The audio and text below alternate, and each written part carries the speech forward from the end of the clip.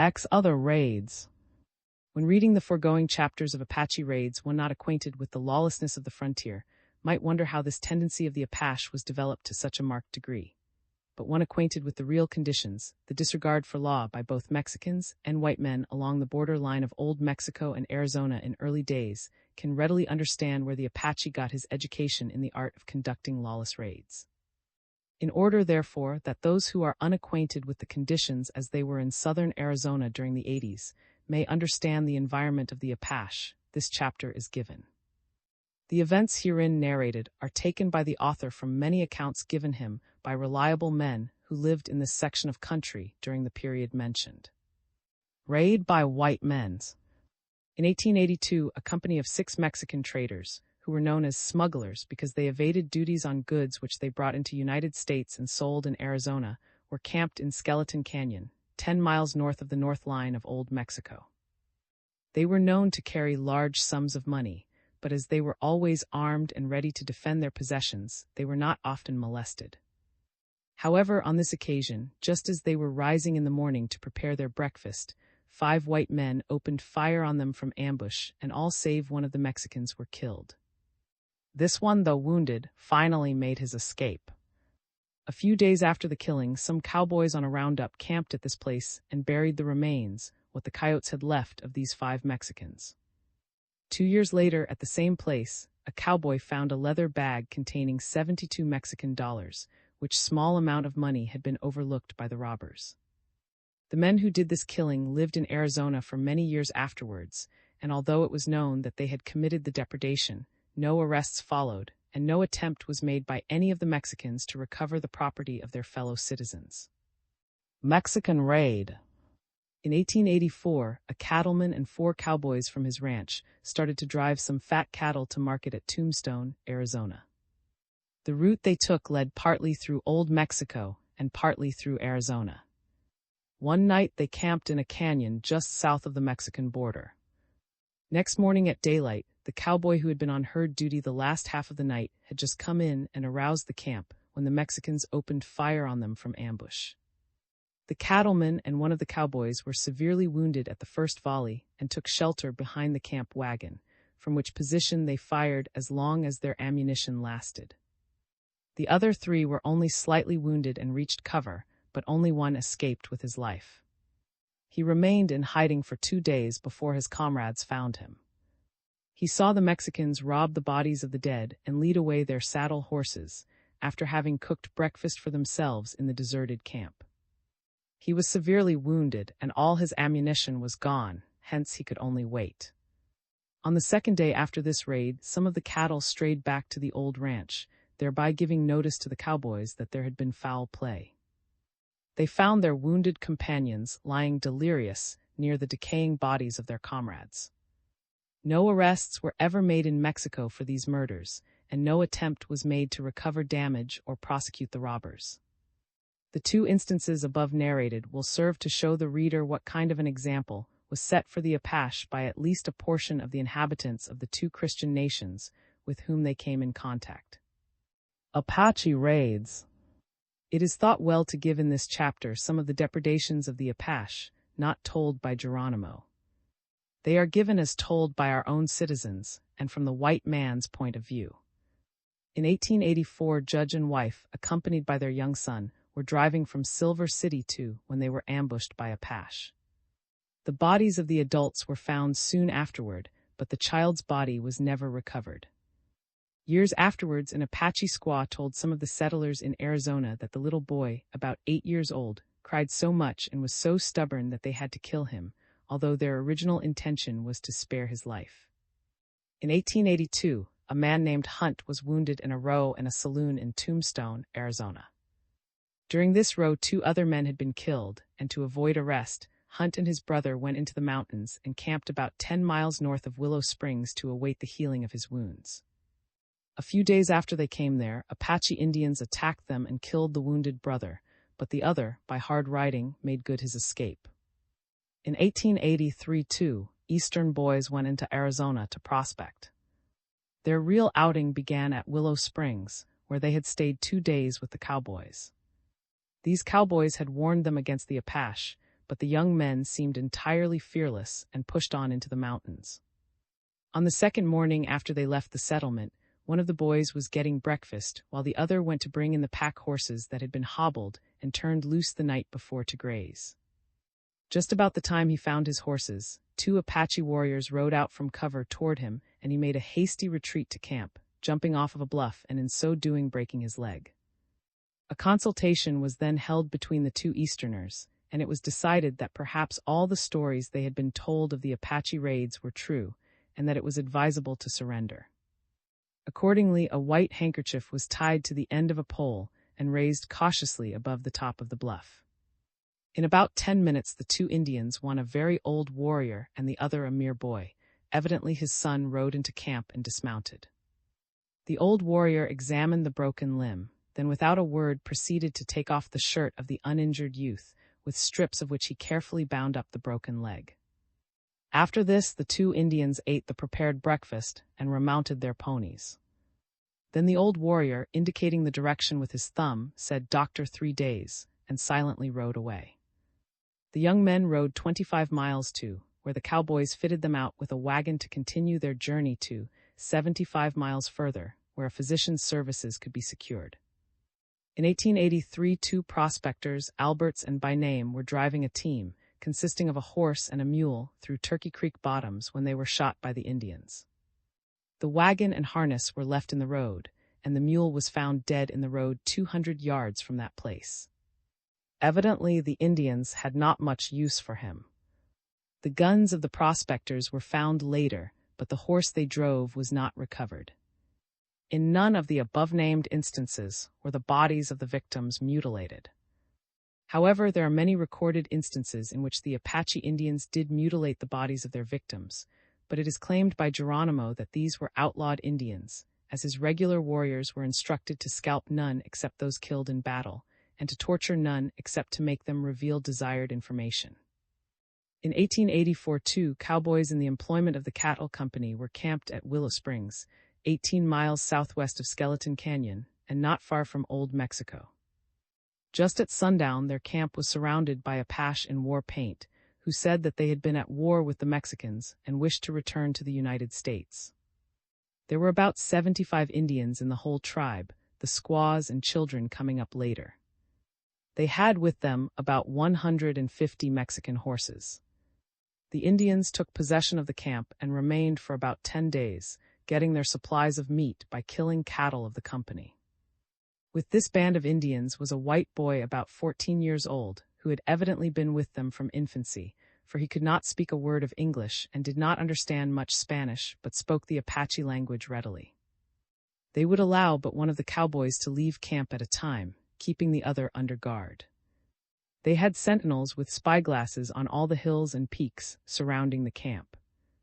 One evening when one of the cowboys, William Byrne, had been allowed to pass out of the camp, he noticed an Indian dismounted, and as he approached, discovered that the Indian had him under range of his rifle.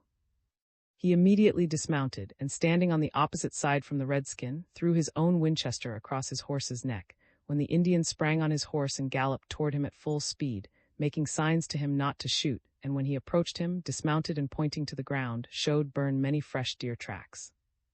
Then, as an understanding had been established, the cowboy remounted and went on his way, leaving the Apache to hunt the deer.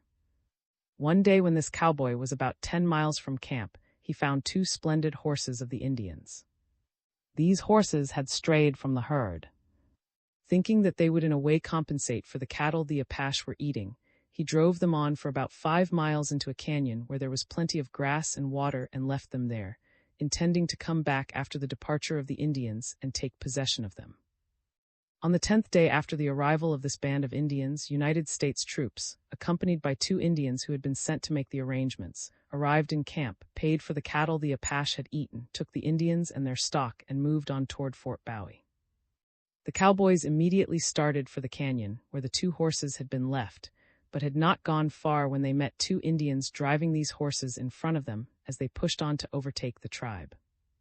Evidently, the shrewdness of the paleface had not outwitted the red man that time. Geronimo says he was in no wise connected with the events herein mentioned, but refuses to state whether he knows anything about them. He holds it unmanly to tell of any depredations of red men except those for which he was responsible. Such were the events transpiring in Apache land during the days when Geronimo was leading his warriors to avenge the wrongs of his people. This chapter will serve to show that the Apache had plenty of examples of lawlessness furnished him, and also that he was a very apt scholar in this school of savage lawlessness. XI. Heavy fighting. About 1873, we were again attacked by Mexican troops in our settlement, but we defeated them. Then we decided to make raids into Mexico. We moved our whole camp, packing all our belongings on mules and horses, went into Mexico and made camp in the mountains near. In moving our camp in this way, we wanted no one to spy on us, and if we passed a Mexican's home, we usually killed the inmates. However, if they offered to surrender and made no resistance or trouble in any way, we would take them prisoners. Frequently, we would change our place of rendezvous. Then we would take with us our prisoners if they were willing to go, but if they were unruly, they might be killed. I remember one Mexican in the Sierra Madre Mountains who saw us moving and delayed us for some time. We took the trouble to get him, thinking the plunder of his house would pay us for the delay, but after we had killed him, we found nothing in his house worth having. We ranged in these mountains for over a year, raiding the Mexican settlements for our supplies, but not having any general engagement with Mexican troops. Then we returned to our homes in Arizona. After remaining in Arizona about a year, we returned to Mexico and went into hiding in the Sierra Madre Mountains. Our camp was near, and we had just organized bands of warriors for raiding the country, when our scouts discovered Mexican troops coming toward our camp to attack us. Battle of White Hill. The chief of the Apache, Woe, was with me and commanded one division. The warriors were all marched toward the troops and met them at a place about 5 miles from our camp. We showed ourselves to the soldiers, and they quickly rode to the top of a hill and dismounted, placing their horses on the outside for breastworks. It was a round hill, very steep and rocky, and there was no timber on its sides. There were 2 companies of Mexican cavalry, and we had about 60 warriors. We crept up the hill behind the rocks, and they kept up a constant fire, but I had cautioned our warriors not to expose themselves to the Mexicans. I knew that the troopers would waste their ammunition. Soon we had killed all their horses, but the soldiers would lie behind these and shoot at us. While we had killed several Mexicans, we had not yet lost a man. However, it was impossible to get very close to them in this way, and I deemed it best to lead a charge against them. We had been fighting ever since about 1 o'clock, and about the middle of the afternoon, seeing that we were making no further progress, I gave the sign for the advance. The war whoop sounded, and we leaped forward from every stone over the Mexicans' dead horses, fighting hand to hand. The attack was so sudden that the Mexicans, running first this way and then that, became so confused that in a few minutes we had killed them all. Then we scalped the slain, carried away our dead, and secured all the arms we needed. That night we moved our camp eastward through the Sierra Madre Mountains into Chihuahua. No troops molested us here, and after about a year we returned to Arizona. Almost every year we would live a part of the time in Old Mexico. There were at this time many settlements in Arizona, game was not plentiful, and besides we liked to go down into Old Mexico. Besides, the lands of the Apache, our friends and kinsmen, extended far into Mexico. Their chief, Woe, was as a brother to me, and we spent much of our time in his territory. About 1880, we were in camp in the mountains south of Casa, when a company of Mexican troops attacked us. There were 24 Mexican soldiers and about 40 Indians.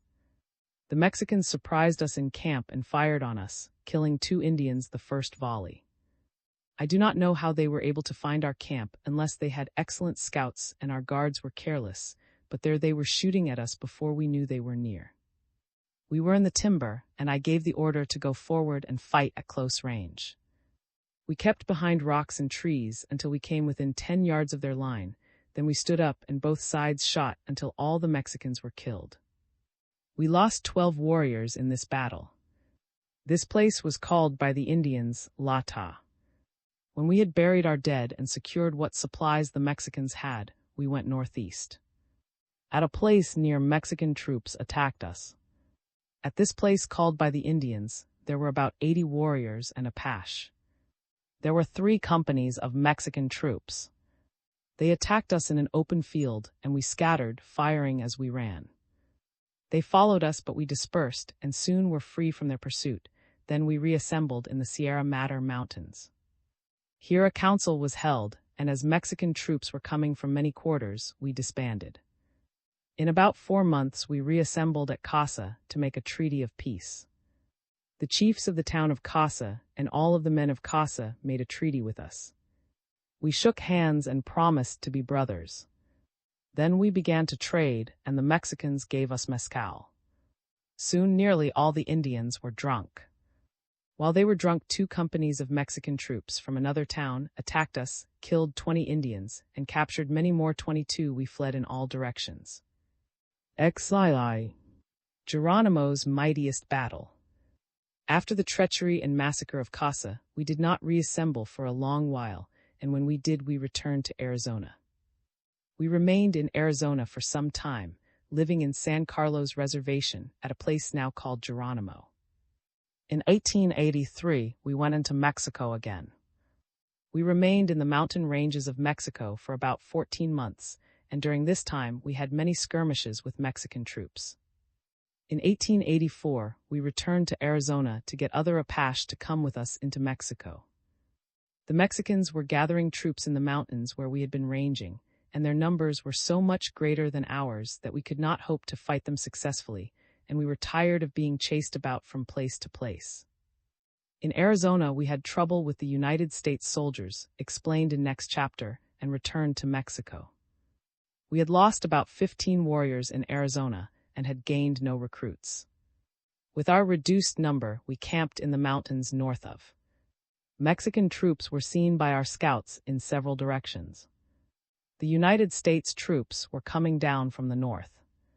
We were well armed with guns and supplied with ammunition, but we did not care to be surrounded by the troops of 2 governments, so we started to move our camp southward. One night we made camp some distance from the mountains by a stream. There was not much water in the stream, but a deep channel was worn through the prairie, and small trees were beginning to grow here and there along the bank of the stream. In those days we never camped without placing scouts, for we knew that we were liable to be attacked at any time. The next morning, just at daybreak, our scouts came in, aroused the camp, and us that Mexican troops were approaching. Within 5 minutes, the Mexicans began firing on us. We took to the ditches made by the stream, and had the women and children busy digging these deeper. I gave strict orders to waste no ammunition and keep under cover. We killed many Mexicans that day and in turn lost heavily, for the fight lasted all day. Frequently troops would charge at one point, be repulsed, then rally and charge at another point. About noon, we began to hear them speaking my name with curses. In the afternoon, the general came on the field, and the fighting became more furious. I gave orders to my warriors to try to kill all the Mexican officers. About 3 o'clock, the general called all the officers together at the right side of the field. The place where they assembled was not very far from the main stream, and a little ditch ran out close to where the officers stood. Cautiously, I crawled out this ditch, very close to where the council was being held. The general was an old warrior. The wind was blowing in my direction, so that I could hear all he said, and I, 23, understood most of it. This is about what he told them. Officers, yonder in those ditches is the Red Devil Geronimo and his hated band. This must be his last day. Ride on him from both sides of the ditches. Kill men, women, and children. Take no prisoners. Dead Indians are what we want. Do not spare your own men. Exterminate this band at any cost. I will post the wounded to shoot all deserters. Go back to your companies and advance. Just as the command to go forward was given, I took deliberate aim at the general, and he fell. In an instant, the ground around me was riddled with bullets, but I was untouched. The Apache had seen. From all along the ditches arose the fierce war cry of my people. The columns wavered an instant and then swept on. They did not retreat until our fire had destroyed the front ranks. After this, their fighting was not so fierce, yet they continued to rally and until dark. They also continued to speak my name with threats and curses. That night before the firing had ceased, a dozen Indians had crawled out of the ditches and set fire to the long prairie grass behind the Mexican troops. During the confusion that followed, we escaped to the mountains. This was the last battle that I ever fought with Mexicans. United States troops were trailing us continually from this time until the treaty was made with General Miles in Skeleton Canyon. During my many wars with the Mexicans, I received 8 wounds as follows: shot in the right leg above the knee and still carry the bullet, shot through the left forearm, wounded in the right leg below the knee with a saber, wounded on top of the head with the butt of a musket, shot just below the outer corner of the left eye, shot in left side, shot in the back. I have killed many Mexicans. I do not know how many, for frequently I did not count them. Some of them were not worth counting. It has been a long time since then, but still I have no love for the Mexicans. With me they were always treacherous and malicious. I am old now and shall never go on the warpath again, but if I were young and followed the warpath, it would lead into old Mexico. XIII. Coming of the white men's. About the time of the massacre of 1858, we heard that some white men were measuring land to the south of us. In company with a number of other warriors, I went to visit them. We could not understand them very well, for we had no interpreter, but we made a treaty with them by shaking hands and promising to be brothers. Then we made our camp near their camp, and they came to trade with us. We gave them buckskin, blankets, and ponies in exchange for shirts and provisions. We also brought them game, for which they gave us some money. We did not know the value of this money, but we kept it and later learned from the Navajo Indians that it was very valuable. Every day they measured land with curious instruments and put down marks which we could not understand. They were good men, and we were sorry when they had gone on into the West. They were not soldiers. These were the first white men I ever saw. About 10 years later, some more white men came. These were all warriors. They made their camp on the river south of Hot Springs. At first they were friendly and we did not dislike them, but they were not as good as those who came first.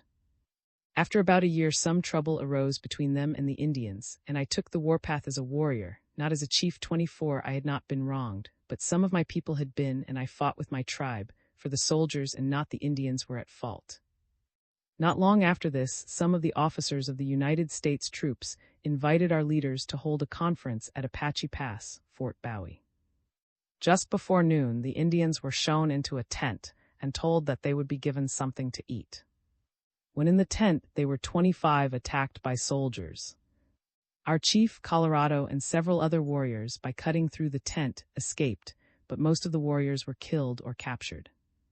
Among the Apache killed at this time were, and after this treachery, the Indians went back to the mountains and left the fort entirely alone. I do not think that the agent had anything to do with planning this, for he had always treated us well. I believe it was entirely planned by the soldiers. From 26, the very first, the soldiers sent out to our western country, and the officers in charge of them did not hesitate to wrong the Indians. They never explained to the government when an Indian was wronged, but always reported the misdeeds of the Indians. Much that was done by mean, white men was reported at Washington as the deeds of my people. The Indians always tried to live peaceably with the white soldiers and settlers. One day during the time that the soldiers were stationed at Apache Pass, I made a treaty with the post. This was done by shaking hands and promising to be brothers. Cochise and Colorado did likewise. I do not know the name of the officer in command, but this was the first regiment that ever came to Apache Pass. This treaty was made about a year before we were attacked in a tent, as above related. In a few days after the attack at Apache Pass, we organized in the mountains and returned to fight the soldiers. There were 2 tribes, the and the Apache, both commanded by Cochise. After a few days skirmishing, we attacked a freight train that was coming in with supplies for the fort. We killed some of the men and captured the others. These prisoners our chief offered to trade for the Indians, whom the soldiers had captured at the massacre in the tent. This the officers refused, so we killed our prisoners, disbanded, and went into hiding in the mountains. Of those who took part in this affair, I am the only one now living.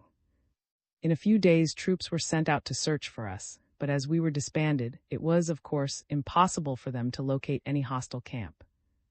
During the time they were searching for us, many of our warriors, who were thought by the soldiers to be peaceable Indians, talked to the officers and men, advising them where they might find the camp they sought, and while they searched, we watched them from our hiding places and laughed at their failures. After this trouble, all of the Indians agreed not to be friendly with the white men anymore. There was no general engagement, but a long struggle followed. Sometimes we attacked the white men, sometimes they attacked us. First, a few Indians would be killed, and then a few soldiers. I think the killing was about equal on each side.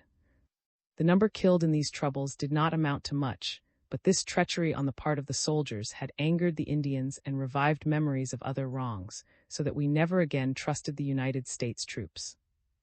XIV. Greatest of wrongs. Perhaps the greatest wrong ever done to the Indians was the treatment received by our tribe from the United States troops about 1863. The chief of our tribe, Colorado, went to make a treaty of peace for our people with the white settlement at Apache Teju, New Mexico. It had been reported to us that the white men in this settlement were more friendly and more reliable than those in Arizona, that they would live up to their treaties and would not wrong the Indians. Colorado, with 3 other warriors, went to Apache Teju and held a council with these citizens and soldiers. They told him that if he would come with his tribe and live near them, they would issue to him, from the government, blankets, flour, provisions, beef, and all manner of supplies. Our chief promised to return to Apache Teju within 2 weeks. When he came back to our settlement, he assembled the whole tribe in council. I did not believe that the people at Apache Teju would do as they said, and therefore I opposed the plan, but it was decided that with part of the tribe Colorado should return to Apache Teju and receive an issue of rations and supplies. If they were as represented, and if these white men would keep the treaty faithfully, the remainder of the tribe would join him and we would make our permanent home at Apache Teju. I was to remain in charge of that portion of the tribe which stayed in Arizona. We gave almost all of our arms and ammunition to the party going to Apache Teju, so that in case there should be treachery, they would be prepared for any surprise. Colorado and about half of our people went to New Mexico, happy that now they had found white men who would be kind to them, and with whom they could live in peace and plenty. No word ever came to us from them. From other sources, however, we heard that they had been treacherously 27 captured and slain. In this dilemma, we did not know just exactly what to do, but fearing that the troops who had captured them would attack us, we retreated into the mountains near Apache Pass. During the weeks that followed the departure of our people, we had been in suspense, and failing to provide more supplies, had exhausted all of our store of provisions. This was another reason for moving camp. On this retreat, while passing through the mountains, we discovered 4 men with a herd of cattle. 2 of the men were in front in a buggy and 2 were behind on horseback. We killed all 4 but did not scalp them. They were not warriors. We drove the cattle back into the mountains, made a camp, and began to kill the cattle and pack the meat. Before we had finished this work, we were surprised and attacked by United States troops, who killed in all 7 Indians, 1 warrior, 3 women, and 3 children. The government troops were mounted, and so were we, but we were poorly armed, having given most of our weapons to the division of our tribe that had gone to Apache Teju, so we fought mainly with spears, bows, and arrows. At first I had a spear, a bow, and a few arrows, but in a short time my spear and all my arrows were gone. Once I was surrounded, but by dodging from side to side of my horse as he ran I escaped. It was necessary during this fight for many of the warriors to leave their horses and escape on foot. But my horse was trained to come at call, and as soon as I reached a safe place, if not too closely pursued, I would call him to me. 28 During this fight we scattered in all directions and 2 days later reassembled at our appointed place of rendezvous, about 50 miles from the scene of this battle. About 10 days later, the same United States troops attacked our new camp at sunrise. The fight lasted all day, but our arrows and spears were all gone before 10 o'clock, and for the remainder of the day we had only rocks and clubs with which to fight. We could do little damage with these weapons, and at night we moved our camp about 4 miles back into the mountains where it would be hard for the cavalry to follow us. The next day our scouts, who had been left behind to observe the movements of the soldiers, returned, saying that the troops had gone back toward San Carlos Reservation. A few days after this, we were again attacked by another company of United States troops. Just before this fight, we had been joined by a band of Indians under Cochise, who took command of both divisions.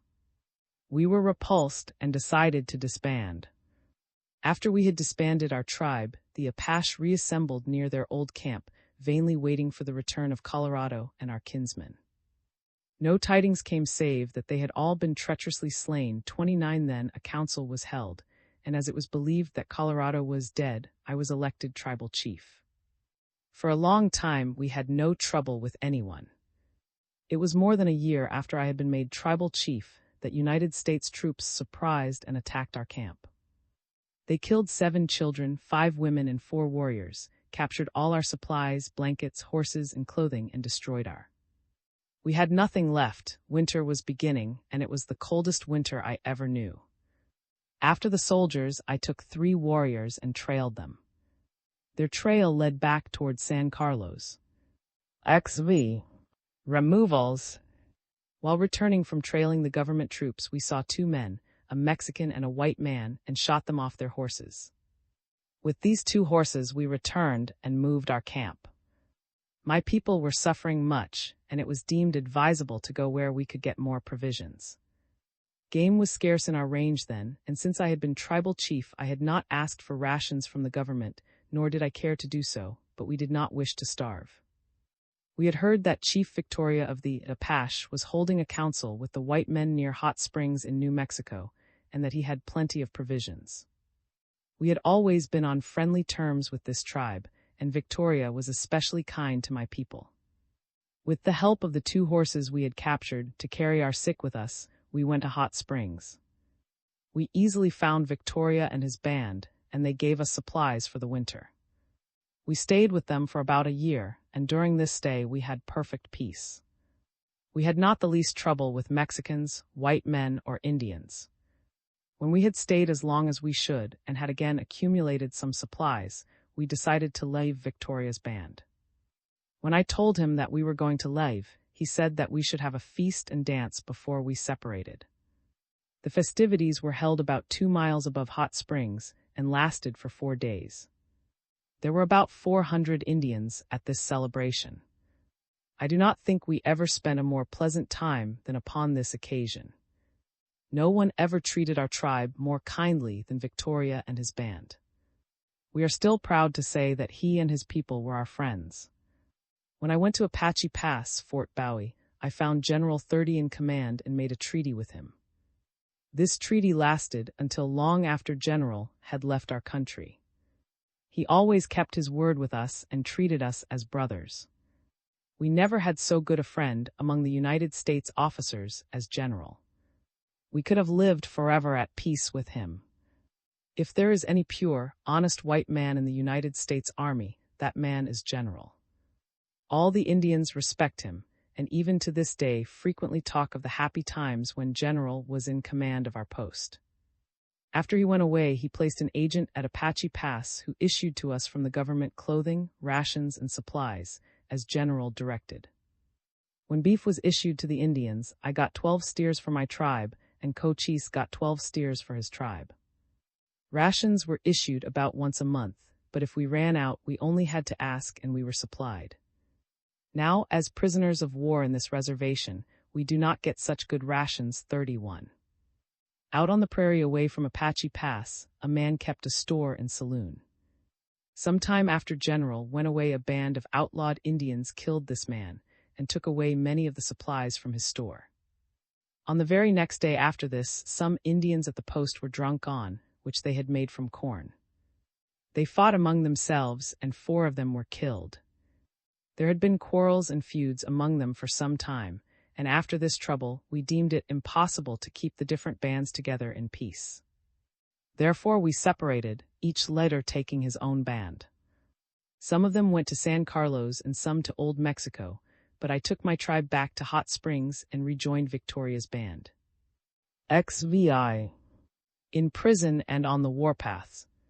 Soon after we arrived in New Mexico, 2 companies of scouts were sent from San Carlos. When they came to Hot Springs, they sent word for me and Victoria to come to town. The messengers did not say what they wanted with us, but as they seemed friendly, we thought they wanted a council, and rode in to meet the officers. As soon as we arrived in town, soldiers met us, disarmed us, and took us both to headquarters where we were tried by court-martial. They asked us only a few questions, and then Victoria was released, and I was sentenced to the guardhouse. Scouts conducted me to the guardhouse and put me in chains. When I asked them why they did this, they said it was because I had left Apache Pass. I do not think that I ever belonged to those soldiers at Apache Pass, or that I should have asked them where I might go. Our bands could no longer live in peace 32 together, and so we had quietly withdrawn, expecting to live with Victoria's band, where we thought we would not be molested. They also sentenced 7 other Apache to chains in the guardhouse. I do not know why this was done, for these Indians had simply followed me from Apache Pass to Hot Springs. If it was wrong, and I do not think it was wrong, for us to go to Hot Springs, I alone was to blame. They asked the soldiers in charge why they were imprisoned and chained, but received no answer. I was kept a prisoner for 4 months, during which time I was transferred to San Carlos. Then I think I had another trial, although I was not present. In fact, I do not know that I had another trial, but I was told that I had, and at any rate I was released. After this, we had no more trouble with the soldiers, but I never felt at ease any longer at the post. We were allowed to live above San Carlos at a place now called Geronimo. A man whom the Indians called Nick was agent at this place. All went well here for a period of 2 years, but we were not satisfied.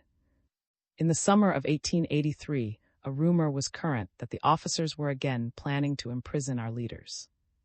This rumor served to revive the memory of all our past wrongs: the massacre in the tent at Apache Pass, the fate of Colorado, and my own unjust imprisonment, which might easily have been death to me. Just at this time, we were told that the officers wanted us to come up the river above Geronimo to a Fort Thomas, to hold a council with them. We did not believe that any good could come of this conference, or that there was any need of it, so we held a council ourselves and, fearing treachery, decided to leave the reservation. We thought it more manly to die on the warpath than to be killed in prison. There were in all about 250 Indians, chiefly the and Apache, led by myself and Woe. We went through Apache Pass, and just west of there had a fight with the United States troops. In this battle we killed 3 soldiers and lost none. We went on toward Old Mexico, but on the second day after this United States soldiers, us about 3 o'clock in the afternoon, and we fought until dark. The ground where we were attacked was very rough, which was to our advantage, for the troops were compelled to dismount in order to fight us.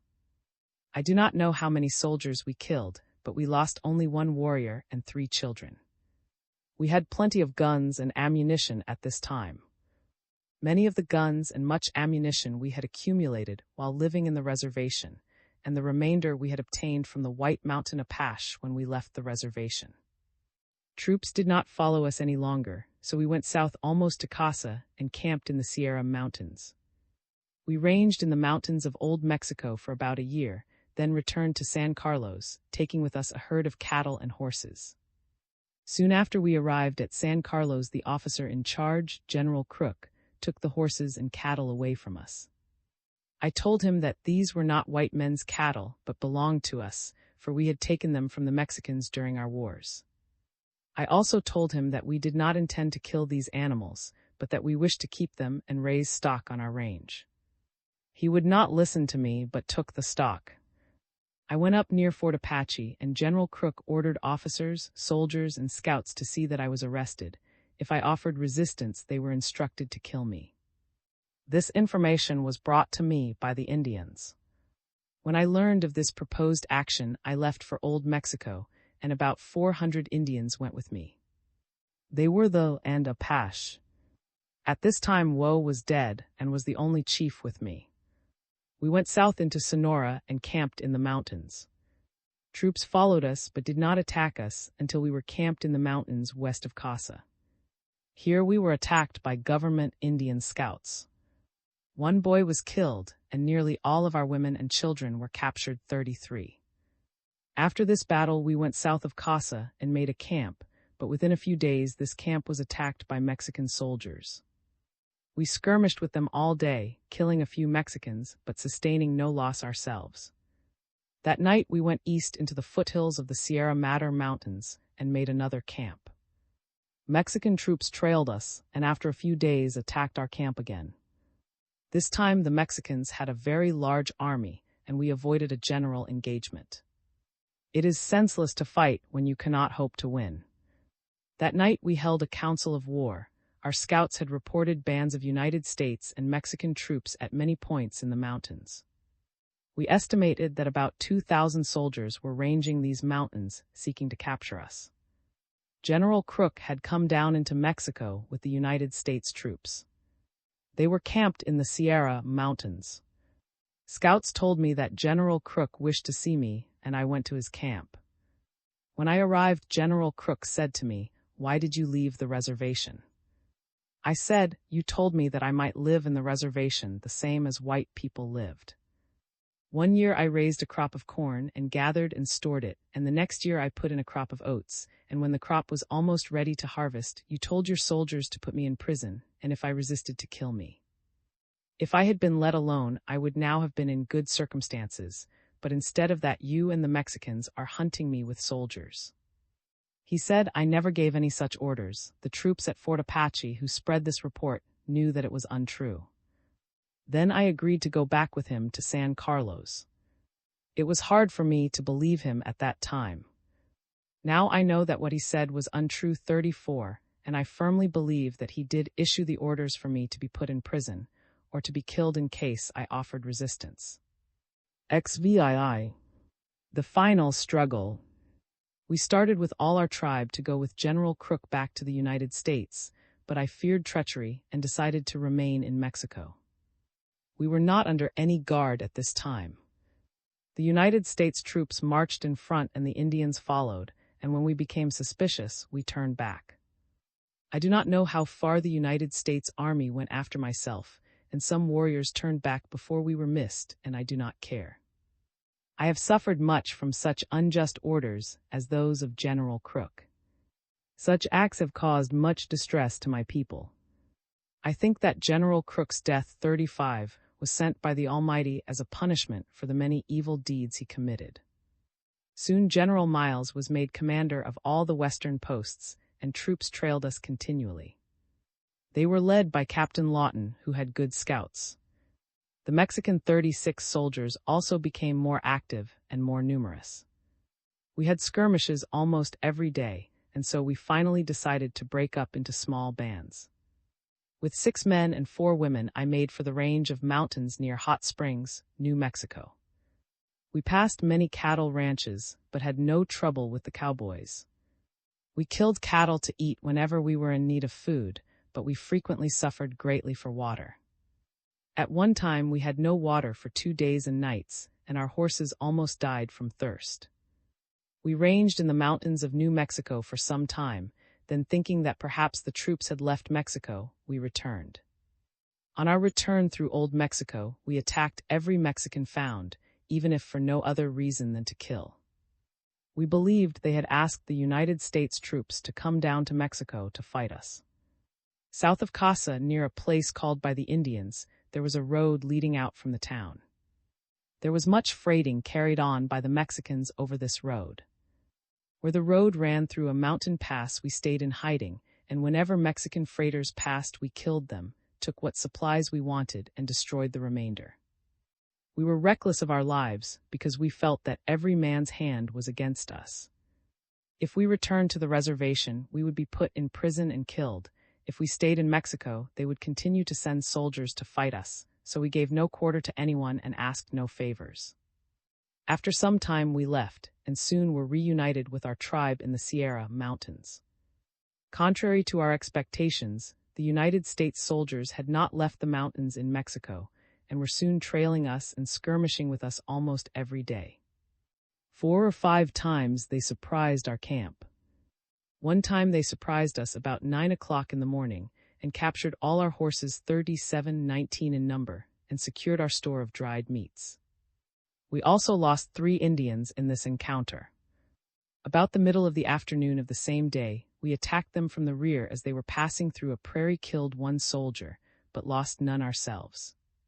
In this skirmish we recovered all our horses except 3 that belonged to me. The 3 horses that we did not recover were the best riding horses we had. Soon after this, we made a treaty with the Mexican troops. They told us that the United States troops were the real cause of these wars and agreed not to fight any more with us provided we would return to the United States. This we agreed to do and resumed our march, expecting to try to make a treaty with the United States soldiers and return to Arizona. There seemed to be no other course to pursue. Soon after this, scouts from Captain Lawton's troops told us that he wished to make a treaty with us, but I knew that General Miles was the chief of the American troops, and I decided to treat with him. We continued to move our camp northward, and the American troops also moved northward 38, keeping at no great distance from us, but not attacking us. I sent my brother White Horse with Mr. George on to Fort Bowie to see General Miles and to tell him that we wished to return to Arizona. But before these messengers returned, I met 2 Indian scouts of Apache and of Apache. They were serving as scouts for Captain Lawton's troops. They told me that General Miles had come and had sent them to ask me to meet him. So I went to the camp of the United States troops to meet General Miles. When I arrived at their camp, I went directly to General Miles and told him how I had been wronged and that I wanted to return to the United States with my people, as we wished to see our families, who had been captured 39 and taken away from us. General Miles said to me, "The President of the United States has sent me to speak to you. He has heard of your trouble with the white men, and says that if you will agree to a few words of treaty we need have no more trouble. Geronimo, if you will agree to a few words of treaty, all will be satisfactorily arranged." So General Miles told me how we could be brothers to each other. We raised our hands to heaven and said that the treaty was not to be broken. We took an oath not to do any wrong to each other or to scheme against each other. Then he talked with me for a long time and told me what he would do for me in the future if I would agree to the treaty. I did not greatly believe General Miles, but because the President of the United States had sent me word, I agreed to make the treaty and to keep it. Then I asked General Miles what the treaty would be. General Miles said to me, 40, I will take you under government protection. I will build you a house. I will fence you much land. I will give you cattle, horses, mules, and farming implements. You will be furnished with men to work the farm, for you yourself will not have to work. In the fall I will send you blankets and clothing so that you will not suffer from cold in the winter time.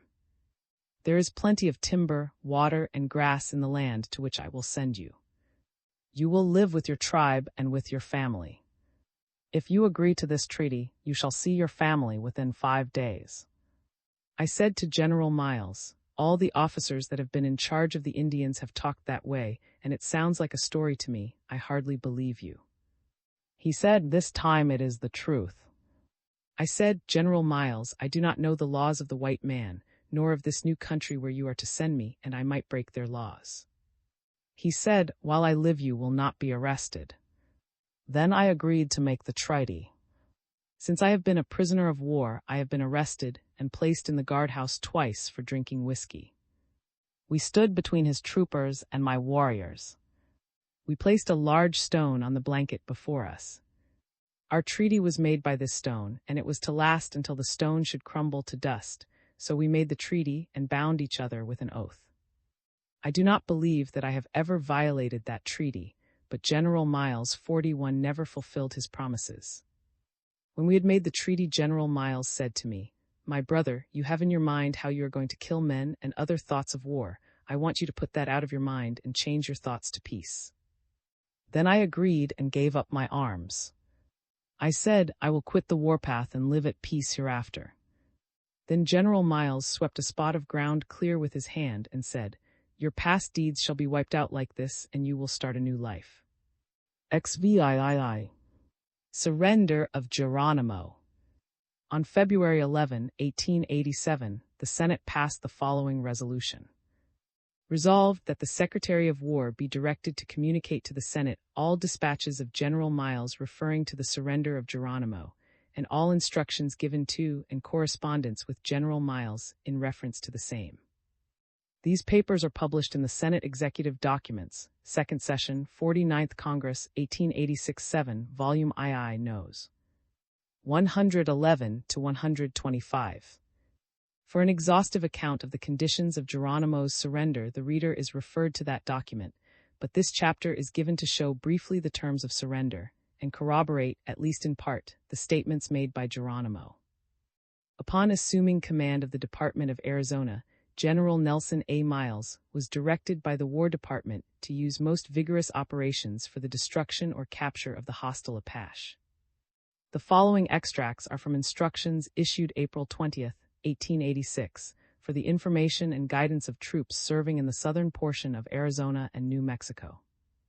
The chief object of the troops will be to capture or destroy any band of hostile Apache Indians found in this section of country, and to this end, the most vigorous and persistent efforts will be required of all officers and soldiers until the object is accomplished.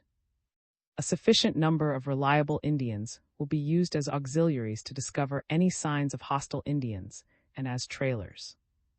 To avoid any advantage the Indians may have by a relay of horses, where a troop or squadron commander is near the hostile Indians, he will be justified in dismounting one half of his command and selecting the best riders to make pursuit by the most vigorous forced marches until the strength of all the animals of his command shall have been exhausted. The following telegrams show the efforts of the United States troops and the cooperation of Mexican troops under Governor Torres. Headquarters Division of the Pacific, Presidio of San Francisco, Cal. July 22, 1886. Adjutant General, Washington, D.C. The following telegram just received from General Miles. Captain Lawton reports through Colonel commanding at Fort that his camp surprised Geronimo's camp on river, about 130 miles south and east of Campas, Sonora, or nearly 300 miles south of Mexican boundary, capturing all the Indian property, including hundreds of pounds of dried meat and 19 riding animals. This is the 5th time within 3 months in which the Indians have been surprised by the troops. While the results have not been decisive, yet it has given encouragement to the troops and has reduced the numbers and strength of the Indians and given them a feeling of insecurity even in the remote and almost inaccessible mountains of Old Mexico. In absence of division commander, see Assistant Adjutant General. Headquarters Division of the Pacific, Presidio of San Francisco, Cal. August 19, 1886. Adjutant General, Washington, D.C. Following received from General Miles, dated 18th. Dispatches today from Governor Torres, dated Hermosillo, Sonora, Mexico, from Colonels in Beaumont, commanding in Bowie districts, confirms the following. Geronimo with 40 Indians is endeavoring to make terms of peace with Mexican authorities of district. One of our scouts in returning to Fort from Lawton's command met him and 13 other Indians on their way to, had a long conversation with them. They said they wanted to make peace and looked worn and hungry. Geronimo carried his right arm in a sling, bandaged. The splendid work of the troops is evidently having good effect. Should hostiles not surrender to the Mexican authorities, Lawton's command is south of them, and Wilder with G&M troops 4th Cavalry moved south to and will be there by 20th. Lieutenant with an effective command will be in good position tomorrow near Canyon in Cajon Benito Mountains. On the 11th, I had a very satisfactory interview with Governor Torres. The Mexican officials are acting in concert with ours. OO's Major General. General OO telegraphed from Presidio, San Francisco, California, September 24, 1886, as follows. The 6th of September, General Miles reports the hostile Apache made overtures of surrender through Lieutenant to Captain Lawton. They desired certain terms and sent 2 messengers to me, Miles. They were informed that they must surrender as prisoners of war to troops in the field. They promised to surrender to me in person, and for 11 days Captain Lawton's command moved north, Geronimo and moving parallel and frequently camping near it. At Skeleton Canyon they halted, saying that they desired to see me, Miles, before surrendering. After Miles's arrival, he reports as follows. Geronimo came from his mountain camp amid the rocks and said he was willing to surrender. He was told that they could surrender as prisoners of war, that it was not the way of officers of the army to kill their enemies who laid down their arms. It was wild and suspicious and evidently feared treachery. He knew that the once noted leader, Colorado, had years ago been foully murdered after he had surrendered, and the last hereditary chief of the hostile Apache hesitated to place himself in the hands of the palefaces. Continuing his report, General says, I believed at first from official reports that the surrender was unconditional, except that the troops themselves would not kill the hostiles. Now, from General Miles's dispatches and from his annual report forwarded on the 21st instant by mail, the conditions are plain. First, that the lives of all the Indians should be spared. Second, that they should be sent to Fort Marion, Florida, where their tribe, including their families, had already been ordered. D.S. Stanley, Brigadier General, telegraphs from San, Texas, October 22, 1886, as follows. Geronimo and requested an interview with me when they first ascertained that they were to leave here, and in talking to them, I told them the exact disposition that was to be made of them. They regarded the separation of themselves from their families as a violation of the terms of their treaty of surrender, by which they had been guaranteed, in the most positive manner conceivable to their minds, that they should be united with their families at Fort Marion. There were present at the talk they had with me Major J. P. Wright, Surgeon, United States Army, Captain J. G., Acting Judge Advocate, United States Army, George 42, the interpreter, and Geronimo. The Indians were separated from their families at this place. The women, children, and the 2 scouts were placed in a separate car before they left. In an interview with me, they stated the following incident, which they regard as an essential part of their treaty of surrender, and which took place at Skeleton Canyon before they had, as a band, made up their minds to surrender, and before any of them, except perhaps Geronimo, had given up their arms, and when they were still fully able to escape and defend themselves. General Miles said to them, You go with me to Fort Bowie, and at a certain time you will go to see your relatives in Florida. After they went to Fort Bowie, he reassured them that they would see their relatives in Florida in 4.5 or 5 days.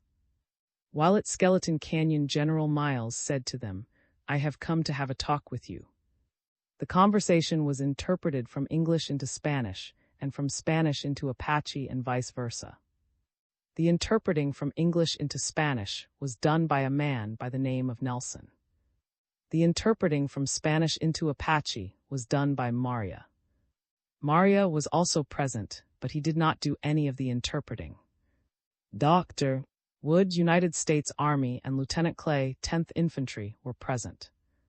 General Miles drew a line on the ground and said, This represents the ocean, and putting a small rock beside the line, he said, This represents the place where Chihuahua is with his band. He then picked up another stone and placed it a short distance from the first, and said, This represents you, Geronimo. He then picked up a third stone and placed it a little distance from the others, and said, This represents the Indians at Camp Apache. The President wants to take you and put you with Chihuahua. He then picked up the stone which represented Geronimo and his band, and put it beside the one which represented Chihuahua at Fort Marion.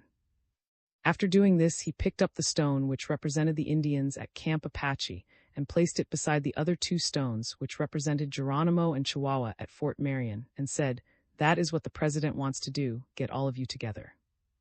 After their arrival at Fort Bowie, General Miles said to them, From now on we want to begin a new life, and holding up one of his hands with the palm open and horizontal, he marked lines across it with the finger of the other hand and said, pointing to his open palm, This represents the past. It is all covered with hollows and ridges. Then, rubbing his other palm over it, he said, That represents the wiping out of the past, which will be considered smooth and forgotten. The interpreter says that he was present and heard this conversation. The Indians say that Captain, 4th Cavalry, was also present. Said that Captain, who was the acting Assistant Adjutant General, Department of Arizona, told him at his house in Fort Bowie, Don't be afraid, no harm shall come to you. You will go to your friends all right. He also told them that Fort Marion is not a very large place, and is not probably large enough for all, and that probably in 6 months or so you will be put in a larger place, where you can do better. He told them the same thing when they took their departure in the cars from Fort Bowie. The idea that they had of the treaty of surrender given in this letter is forwarded at their desire, and while not desiring to comment on the matter, I feel compelled to say that my knowledge of the Indian character, and the experience I have had with Indians of all kinds, and the corroborating circumstances and facts that have been brought to my notice in this particular case, convince me that the foregoing statement of and Geronimo is substantially correct. Extract from the Annual Report 1886 of the Division of the Pacific, commanded by Major General O.O., U.S. Army. Headquarters Division of the Pacific, Presidio of San Francisco, Cal. September 17, 1886. Adjutant General, U.S. Army, Washington, D.C. General, I have the honor to submit the following report upon military operations and the condition of the Division of the Pacific for the information of the Lieutenant General, and to make some suggestions for his consideration. On the 17th of May, 1885, a party of about 50 of the Chiricahua prisoners, headed by Geronimo and other chiefs, escaped from the White Mountain Reserve in Arizona and entered upon a career of murder and robbery unparalleled in the history of Indian raids. Since then, and up to the time of my assuming command of this division, they had been pursued by troops with varying success. After the assassination of Captain on January 11 by the Mexicans, the hostiles asked for a talk, and finally had a conference on March 25, 26, and 27 with General Crook in the Canyon of Lows, 25 miles south of San, Mexico, on which latter date it was arranged that they should be conducted by Lieutenant Manus with his battalion of scouts to Fort Bowie. The march commenced on the morning of March 28 and proceeded until the night of the 29th, when, becoming excited with fears of possible punishment, Geronimo, and with 20 men, 14 women, and 2 boys, stampeded to the hills. Lieutenant Manus immediately pursued, but without success. Simultaneously with my taking command of the division, Brigadier General Crook was relieved by Brigadier General Miles, who at once set out to complete the task commenced by his predecessor. Geronimo and his band were committing depredations, now in the United States and now in Mexico, and being separated into small parties, easily eluded the troops and carried on their work of murder and outrage. Early in May, General Miles organized the hostile field of operations into districts, each with its command of troops, with specific instructions to guard the water holes, to cover the entire ground by scouting parties, and give the hostiles no rest. An effective command under Captain Lawton, 4th Cavalry, was organized for a long pursuit. On May 3, Captain 10th Cavalry had a fight with Geronimo's band 12 miles southwest of, in Mexico, with a loss of 1 soldier killed and 1 wounded. After this fight, the Indians retreated southward, followed by 3 troops of cavalry. On May 12, a serious fight of Mexican troops with the hostiles near Mexico resulted in a partial defeat of the Mexicans. On May 15, Captain's command engaged Geronimo's band in the mountains, suffering a loss of 2 killed and 3 wounded, and the loss of several horses and mules, the Indians losing several killed. On May 16, Lieutenant Brown, 4th Cavalry, struck the hostiles near Vista, Mexico, capturing several horses, rifles, and a quantity of ammunition. The usual series of outrages, with fatiguing chase by troops, continued until June 21, when the Mexicans engaged the hostiles about 40 miles southeast of Magdalena, Mexico, and after a stubborn fight repulsed them. About the middle of August, Geronimo and his band were so reduced and harassed by the tireless pursuit of the soldiers that they made offer of surrender to the Mexicans, but without coming to terms. Their locality thus being definitely known, disposition of the troops was rapidly made to act in conjunction with the Mexicans to intercept Geronimo and force his surrender. On August 25, Geronimo, when near Mexico, recognizing that he was pretty well surrounded, and being out of ammunition and food, made overtures of capitulation through Lieutenant 6th Cavalry to Captain Lawton. He desired certain terms, but was informed that a surrender as prisoner of war was all that would be accepted. The Indians then proceeded to the vicinity of Captain Lawton's command, near Skeleton Canyon, and sent word that they wished to see General Miles. On September 3, General Miles arrived at Lawton's camp, and on September 4, the son of Cochise and the hereditary chief of the Apache, with Geronimo, surrendered all the hostiles, with the understanding, it seems, that they should be sent out of Arizona. I am not informed of the exact nature of this surrender, at first deemed unconditional. I am, sir, very respectfully, your obedient servant, O.O. Major General, United States Army. Statement of W.T. Melton, Oklahoma. From 1882 to 1887, I lived in southern Arizona and was employed by the cattle company. In 1886, I was stationed in Skeleton Canyon, about 10 miles north of the boundary line between Arizona and Old Mexico, with J.D. It was our duty to ride the lines south of our range and keep the cattle of the company from straying into Old Mexico. One afternoon, when returning from our ride, we discovered an Indian trail leading toward our camp.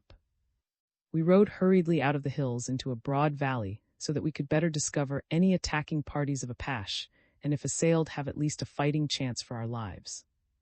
We knew the Apache under Geronimo were on the warpath, but they were far down in Old Mexico. However, our knowledge of the Indians led us to expect anything at any time, to always be ready for the worst. When we reached the valley, we struck a cavalry trail also headed for our camp.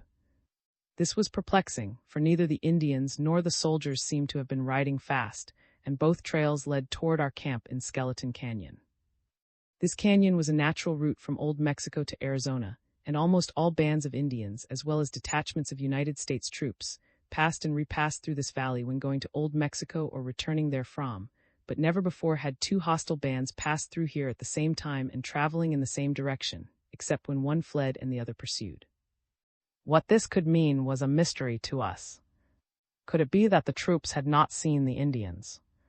Were the Redskins trying to head the troops off and attack them in their camp? Were the troops hunting for those Indians? Could this be Lawton's command? Could that be Geronimo's band? No, it was impossible. Then who were these troops, and what Indians were those? Cautiously we rode to our camp, and nailed on the door of our cabin was this notice: "Be careful, Geronimo is nearby and has not yet surrendered." Lawton. Then we understood. A short distance above our cabin we found the camp of the troops, and we had just finished talking with Captain Lawton, who advised us to remain in his camp rather than risk staying alone in our cabin, when up rode the chief, Geronimo. He was mounted on a blaze-faced, white-stockinged dun horse. He came directly to Captain Lawton, and through an interpreter asked who we were and what we wanted. As soon as the explanation was given, he nodded his approval and rode away. And I rode away with him. We were well armed and well mounted, and Geronimo was well mounted, but so far as we could see, unarmed. I tried to talk with the chief in English, but could not make him understand. Wanted to shoot 43 him, and said he could easily kill him the first shot, but I objected and succeeded in restraining him. While we were arguing, the chief rode silently between us, evidently feeling perfectly secure.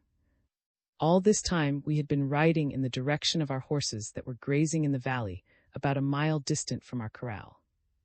When we came to a place about a half-mile from Lawton's camp, where a spur of the mountain ran far out into the valley, Geronimo turned aside, saluted, said in fairly good Spanish, "Adios," and began to ascend a mountain path. Later we learned that he was going directly toward his camp far up among the rocks. We rode on, drove our horses back to the corral, and remained in our cabin all night, but were not molested by the Indians.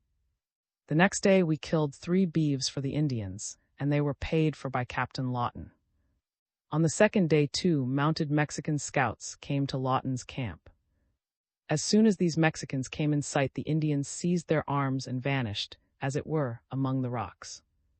Captain Lawton wrote an account of conditions and delivered it to the Mexicans, who, after they had gone and their mission had been explained to Geronimo, the Indians again returned to their camp and laid down their arms. On the next day word reached camp that General Miles was approaching, and the Indians again armed and disappeared among the rocks. Many of the Apache squaws had field glasses 44 and were stationed every day on prominent mountain peaks to keep a lookout. No one could approach their camp or Lawton's camp without being discovered by these spies. Soon after General Miles joined Lawton's command, Geronimo rode into camp unarmed, and dismounting approached General Miles, shook hands with him, and then stood proudly before the officers waiting for General Miles to begin conversation with him. The interpreter said to Geronimo, "General Miles is your friend." Geronimo said, "I never saw him, but I have been in need of friends. Why has he not been with me?" When this answer was interpreted, everybody laughed. After this, there was no more formality, and without delay the discussion of the treaty was begun. All I remember distinctly of the treaty is that Geronimo and his band were not to be killed, but they were to be taken to their families. I remember this more distinctly, because the Indians were so much pleased with this particular one of the terms of the treaty. Geronimo and a few others went on ahead with General Miles, but the main band of Indians left under the escort of Lawton's troops. The night before they left, a young squaw, daughter-in-law of Geronimo, gave birth to a child. The next morning the husband, Geronimo's son, carried the child, but the mother mounted her pony unaided and rode away unassisted, a prisoner of war under military escort. On the afternoon of the day of the treaty, Captain Lawton built a monument, about 10 feet across and 6 feet high, of rough stones at the spot where the treaty was made. The next year some cowboys on a roundup camped at the place and tore down the monument to see what was in it. All they found was a bottle containing a piece of paper upon which was written the names of the officers who were with Lawton. After the Indians left, we found $150.25, $150.25 in Mexican money hidden in a rat's nest 45 near where the Indians had camped. About 10 o'clock on the morning after the Apache and soldiers had gone away, 20 Indians, accompanied by one white man, surrounded our camp and demanded to know of Geronimo's whereabouts. We told them of the treaty, and they followed the trail on toward Fort Bowie. That afternoon, thinking all danger from Apache past, my partner went to ride the lines and I was left in camp alone. I was pumping water by horsepower at the well when I saw 3 Indians rounding up our horses about half a mile away. They saw me but did not disturb me, nor did I interfere with them, but as soon as they had driven that bunch of horses northward over the hill out of sight, I rode quickly off in another direction and drove another bunch of horses into the corral. The rest of the afternoon I stayed in camp, but saw no more Indians. The next day we rode over the hill in the direction these Indians had gone and found that they had camped not 3 miles away. There were evidently several in the party, and they had kept scouts concealed near the top of the hill to watch me and to shoot me from ambush had I followed them. This we knew because we saw behind some rocks at the crest of the hill in the loose soil the imprints left by the bodies of 3 warriors where they had been lying down in concealment. At their camp we found the head and hoofs of my favorite horse, Digger, a fine little sorrel pony, and knew that he had served them for dinner. We followed their trail far into Old Mexico, but did not overtake them. We had been accustomed to say it was Geronimo's band whenever any depredation was committed, but this time we were not so positive. We do not wish to express our own opinion, but to ask the reader whether, after having had the testimony of Apache, soldiers, and civilians who knew the conditions of surrender, and after having examined carefully the testimony offered, it would be possible to conclude that Geronimo made an unconditional surrender. Before passing from this subject, it would be well also to consider whether our government has treated these prisoners in strict accordance with the terms of the treaty made in Skeleton Canyon. XIX. A prisoner of war. When I had given up to the government, they put me on the Southern Pacific Railroad and took me to San, Texas, and held me to be tried by their laws. In 40 days they took me from there to Fort Pensacola, Florida. Here they put me to sawing up large logs. There were several other Apache warriors with me, and all of us had to work every day. For nearly 2 years we were kept at hard labor in this place, and we did not see our families until May 1887. This treatment was in direct violation of our treaty made at Skeleton Canyon. After this we were sent with our families to Vermont, Alabama, where we stayed 5 years and worked for the government. We had no property, and I looked in vain for General Miles to send me to that land of which he had spoken. I longed in vain for the implements, house, and stock that General Miles had promised me. During this time one of my warriors, Fun, killed himself and his wife. Another one shot his wife and then shot himself. He fell dead, but the woman recovered and is still living. We were not healthy in this place, for the climate disagreed with us. So many of our people died that I consented to let one of my wives go to the Mescalero Agency in New Mexico to live. This separation is according to our custom equivalent to what the white people called divorce, and so she married again soon after she got to Mescalero. She also kept our 2 small children, which she had a right to do. The children and are still living at Mescalero, New Mexico. Is married. I kept 1 wife, but she is dead now, and I have only our daughter with me. Since my separation from mother, I have never had more than 1 wife at a time. Since the death of mother, I married another woman December 1905, but we could not live happily and separated. She went home to her people, that is an Apache divorce. Then 46 as now Mr. George superintended the Indians. He has always had trouble with the Indians because he has mistreated them. One day an Indian, while drunk, stabbed Mr. with a little knife. The officer in charge took the part of Mr. and the Indian was sent to prison. When 47 we first came to Fort Sill, Captain was in charge, and he had houses built for us by the government. We were also given from the government cattle, hogs, turkeys, and chickens. The Indians did not do much good with the hogs, because they did not understand how to care for them, and not many Indians even at the present time keep hogs. We did better with the turkeys and chickens, but with these we did not have as good luck as white men do. With the cattle we have done very well indeed, and we like to raise them. We have a few horses also, and have had no bad luck with them.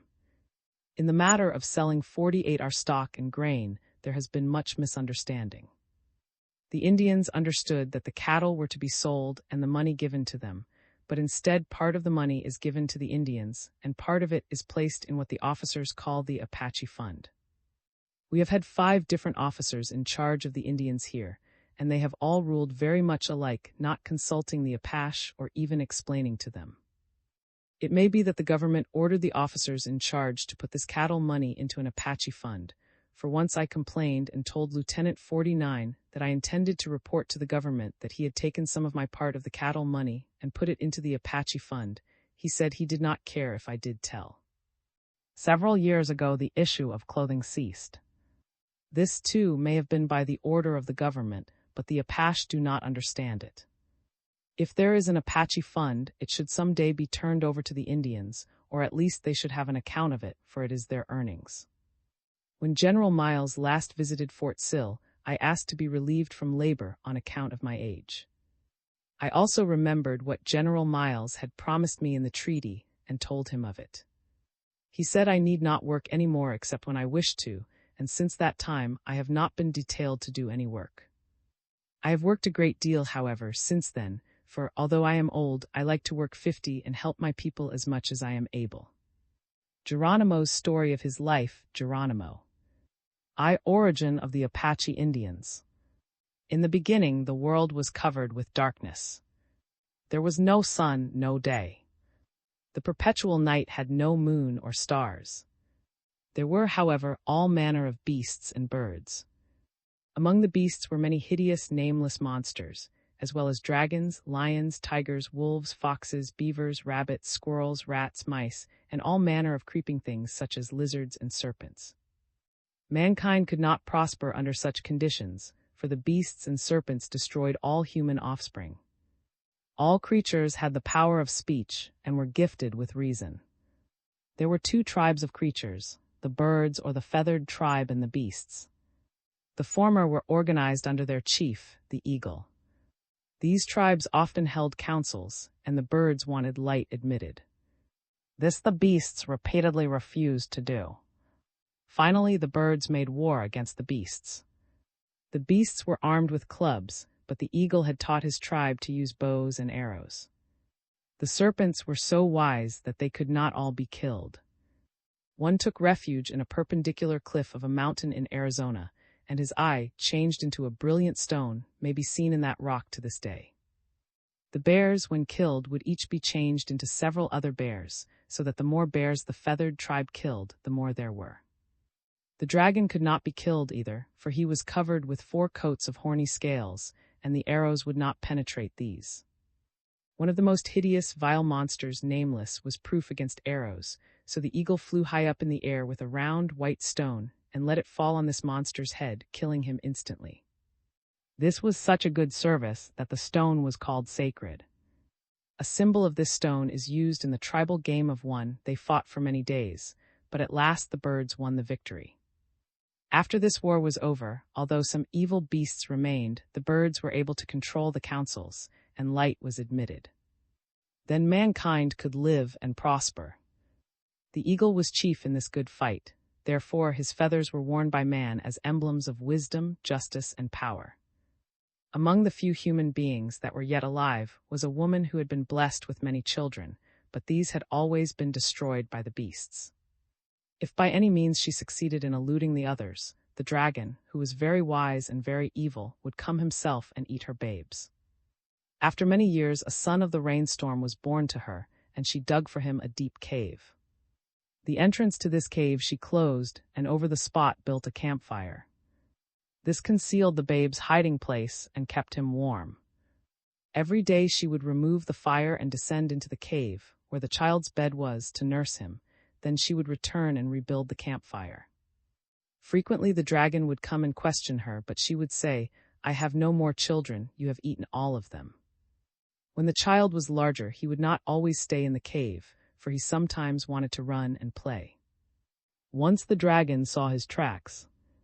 Now this perplexed and enraged the old dragon, for he could not find the hiding place of the boy, but he said that he would destroy the mother if she did not reveal the child's hiding place. The poor mother was very much troubled. She could not give up her child, but she knew the power and cunning of the dragon, therefore she lived in constant fear. Soon after this, the boy said that he wished to go hunting. The mother would not give her consent. She told him of the dragon, the wolves, and the serpents, but he said, "Tomorrow I go." At the boy's request, his uncle, who was the only man then living, made a little bow and some arrows for him, and the two went hunting the next day.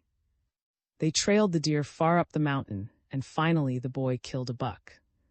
His uncle showed him how to dress the deer and broil the meat.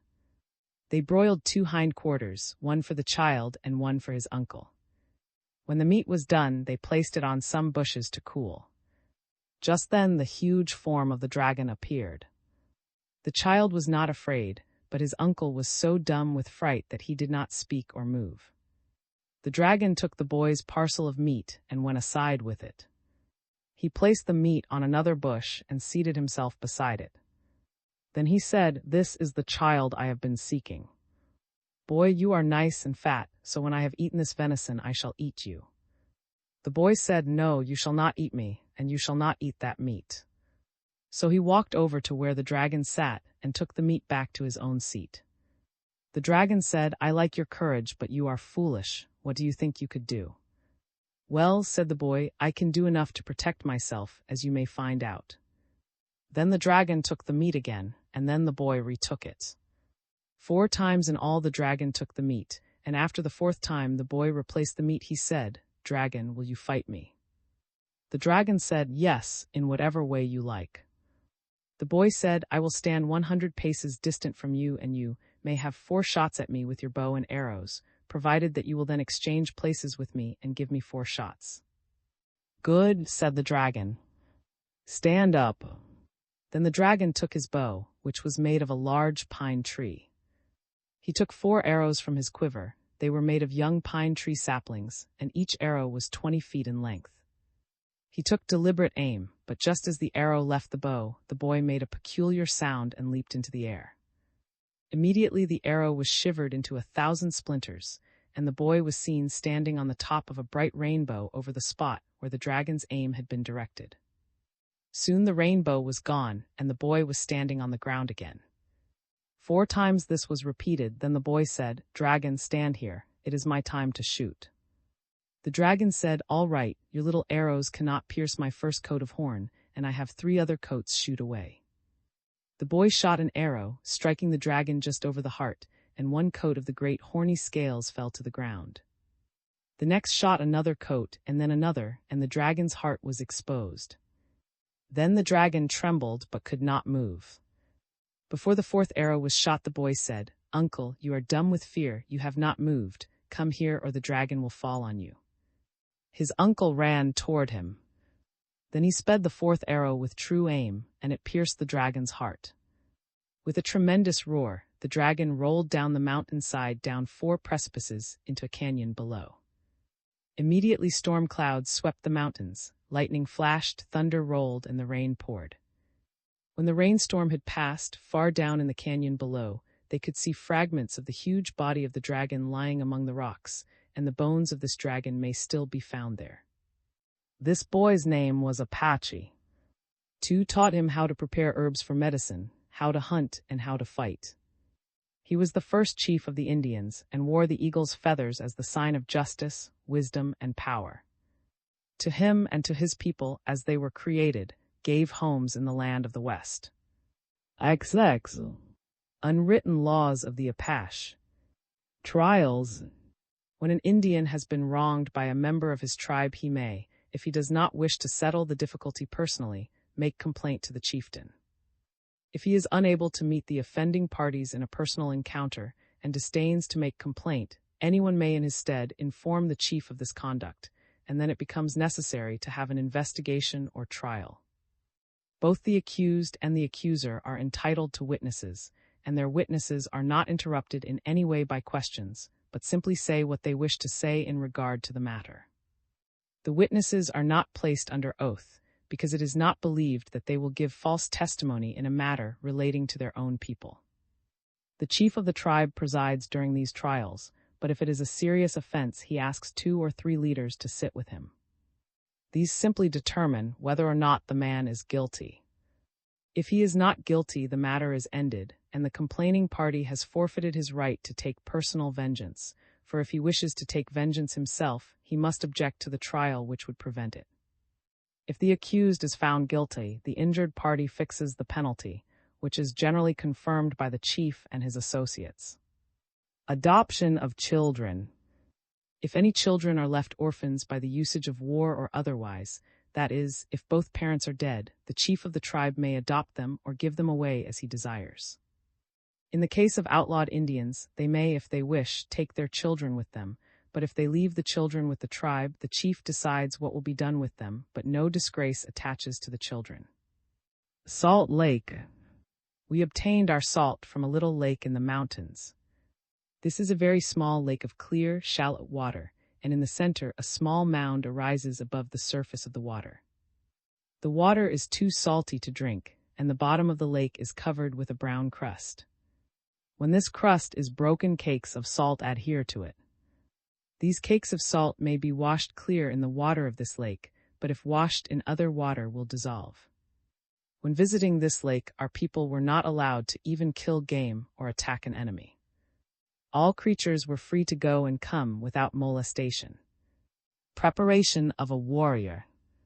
To be admitted as a warrior, a youth must have gone with the warriors of his tribe 4 separate times on the warpath. On the first trip, he will be given only very inferior food. With this, he must be contented without murmuring. On none of the 4 trips is he allowed to select his food as the warriors do, but must eat such food as he is permitted to have. On each of these expeditions, he acts as servant, cares for the horses, cooks the food, and does whatever duties he should do without being told.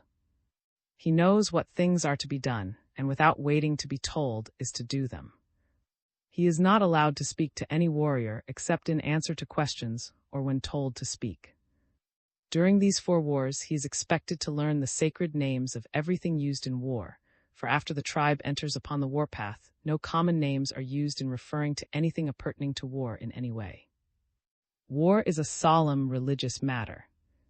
After 4 expeditions, all the warriors are satisfied that the youth has been industrious, has not spoken out of order, has been discreet in all things, has shown courage in battle, has borne all hardships uncomplainingly, and has exhibited no color of cowardice or weakness of any kind. He may by vote of the council be admitted as a warrior. But if any warrior objects to him upon any account, he will be subjected to further tests, and if he meets these courageously, his name may again be proposed. When he has proven beyond question that he can bear hardships without complaint, and that he is a stranger to fear, he is admitted to the council of the warriors in the lowest rank. After this, there is no formal test for promotions, but by common consent he assumes a station on the battlefield, and if that position is maintained with honor, he is allowed to keep it and may be asked or may volunteer to take a higher station. but no warrior would presume to take a higher station unless he had assurance from the leaders of the tribe that his conduct in the first position was worthy of commendation. From this point upward, the only election by the council in formal assembly is the election of the chief. Old men are not allowed to lead in battle, but their advice is always respected. Old age means loss of physical power and is fatal to active leadership. Dances. All dances are considered religious ceremonies and are presided over by a chief and medicine men. They are of a social or military nature, but never without some sacred characteristic. Every summer we would gather the fruit of the yucca, grind and pulverize it, and mold it into cakes. Then the tribe would be assembled to feast, to sing, and to give praises to. Prayers of thanksgiving were said by all. When the dance began, the leaders bore these cakes and added words of praise occasionally to the usual tone sounds of the music. After a council of the warriors had deliberated and had prepared for the warpath, the dance would be started. In this dance there is the usual singing led by the warriors and accompanied with the beating of but the dancing is more violent, and yells and war whoops sometimes almost drown the music. Only warriors participated in this dance. After a war party has returned, a modification of the war dance is held. The warriors who have brought scalps from the battles exhibit them to the tribe, and when the dance begins, these scalps, elevated on poles or spears, are carried around the campfires while the dance is in progress. During this dance, there is still some of the solemnity of the war dance. There are yells and war whoops, frequently accompanied by discharge of firearms, but there is always more levity than would be permitted at a war dance. After the scalp dance is over, the scalps are thrown away. No Apache would keep them, for they are considered defiling.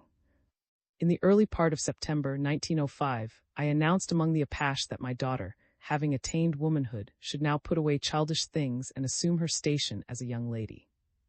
At a dance of the tribe she would make her, and then, or thereafter, it would be proper for a warrior to seek her hand in marriage. Accordingly, invitations were issued to all Apache, and many Comanches and Kiowas, to assemble for a grand dance on the green by the south bank of Medicine Creek, near the village of former chief of the Apache, on the first night of full moon in September. The festivities were to continue for 2 days and nights. Nothing was omitted in the preparation that would contribute to the enjoyment of the guests or the perfection of the observance of the religious rite. To make ready for the dancing, the grass on a large circular space was closely mowed. The singing was led by Chief, and I, assisted by our medicine men, directed the dance. First advanced from among the women and danced once around the campfire. Then, accompanied by another young woman, she again advanced and both danced twice around the campfire. Then she and 2 other young ladies advanced and danced 3 times around the campfire. The next time she and 3 other young ladies advanced and danced 4 times around the campfire. This ceremony lasted about 1 hour. Next the medicine men entered, stripped to the waist, their bodies painted fantastically, and danced the sacred dances. They were followed by clown dancers, who amused the audience greatly.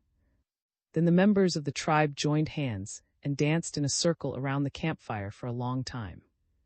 All the friends of the tribe were asked to take part in this dance, and when it was ended, many of the old people retired, and the lovers' dance began. The warriors stood in the middle of the circle, and the ladies, 2 and 2, danced forward and designated some warrior to dance with them. The dancing was back and forth on a line from the center to the outer edge of the circle. The warrior faced the 2 ladies, and when they danced forward to the center, he danced backward. Then they danced backward to the outer edge, and he followed facing them. This lasted 2 or 3 hours, and then the music changed. Immediately the warriors assembled again in the center of the circle, and this time each lady selected a warrior as a partner. The manner of dancing was as before, only 2 instead of 3 danced together. During this dance, which continued until daylight, the warrior, if dancing with a maiden, could propose 51 marriage, and if the maiden agreed, he would consult her father soon afterward and make a bargain for her. Upon all such occasions as this, when the dance is finished, each warrior gives a present to the lady who selected him for a partner and danced with him. If she is satisfied with the present, he says goodbye. If not, the matter is referred to someone in authority, medicine man or chief, who determines the question of what is a proper gift. For a married lady, the value of the present should be $2 or $3. For a maiden, the present should have a value of not less than $5. Often, however, the maiden receives a very valuable present. During the lovers' dance, the medicine men mingle with the dancers to keep out evil spirits. Perhaps I shall never again have cause to assemble our people to dance, but these social dances in the moonlight have been a large part of our enjoyment in the past, and I think they will not soon be discontinued, at least I hope not. XXI. At the World's Fair. When I was at first asked to attend the Louis World's Fair, I did not wish to go. Later, when I was told that I would receive good attention and protection, and that the President of the United States said that it would be all right, I consented. I was kept by parties in charge of the Indian Department, who had obtained permission from the President. I stayed in this place for 6 months. I sold my photographs for 25 cents and was allowed to keep 10 cents of this for myself. I also wrote my name for 10, 15, or 25 cents, as the case might be, and kept all of that money. I often made as much as $2 a day, and when I returned, I had plenty of money, more than I had ever owned before. Many people in Louis invited me to come to their homes, but my keeper always refused. Every Sunday, the president of the fair sent for me to go to a Wild West show. I took part in the roping contests before the audience. There were many other Indian tribes there, and strange people of whom I had never heard. When people first came to the World's Fair, they did nothing but parade up and down the streets. When they got tired of this, they would visit the shows. There were many strange things in these shows. The government sent guards with me when I went, and I was not allowed to go anywhere without them. In one of the shows, some strange men 52 with red caps had some peculiar swords, and they seemed to want to fight. Finally, their manager told them they might fight each other. They tried to hit each other over the head with these swords, and I expected both to be wounded or perhaps killed, but neither one was harmed. They would be hard people to kill in a hand-to-hand fight. In another show, there was a strange-looking Negro. The manager tied his hands fast, then tied him to a chair. He was securely tied, for I looked myself, and I did not think it was possible for him to get away. Then the manager told him to get loose. He twisted in his chair for a moment and then stood up. The ropes were still tied, but he was free. I do not understand how this was done. It was certainly a miraculous power, because no man could have released himself by his own efforts. In another place, a man was on a platform speaking to the audience. They set a basket by the side of the platform and covered it with red calico. Then a woman came and got into the basket, and a man covered the basket again with the calico. Then the man who was speaking to the audience took a long sword and ran it through the basket, each way, and then down through the cloth cover. I heard the sword cut through the woman's body, and the manager himself said she was dead. But when the cloth was lifted from the basket, she stepped out, smiled, and walked off the stage. I would like to know how she was so quickly healed, and why the wounds did not kill her. I have never considered bears very intelligent, except in their wild habits, but I had never before seen a white bear. In one of the shows, a man had a white bear that was as intelligent as a man. He would do whatever he was told, carry a log on his shoulder, just as a man would, then, when he was told, would put it down again. He did many other things, and seemed to know exactly what his keeper said to him. I am sure that no grizzly bear could be trained to do these things. One time the guards took me into a little house 53 that had 4 windows. When we were seated, the little house started to move along the ground. Then the guards called my attention to some curious things they had in their pockets. Finally, they told me to look out, and when I did so, I was scared, for our little house had gone high up in the air, and the people down in the fair grounds looked no larger than ants. The men laughed at me for being scared. Then they gave me a glass to look through. I often had such glasses which I took from dead officers after battles in Mexico and elsewhere, and I could see rivers, lakes, and mountains. But I had never been so high in the air, and I tried to look into the sky. There were no stars, and I could not look at the sun through this glass, because the brightness hurt my eyes.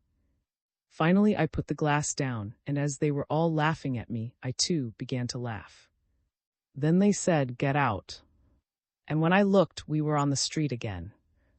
After we were safe on the land, I watched many of these little houses going up and coming down, but I cannot understand how they travel. They are very curious little houses.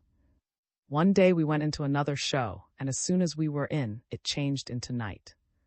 It was real night, for I could feel the damp air. Soon it began to thunder and the lightnings flashed. It was real lightning too, for it struck just above our heads.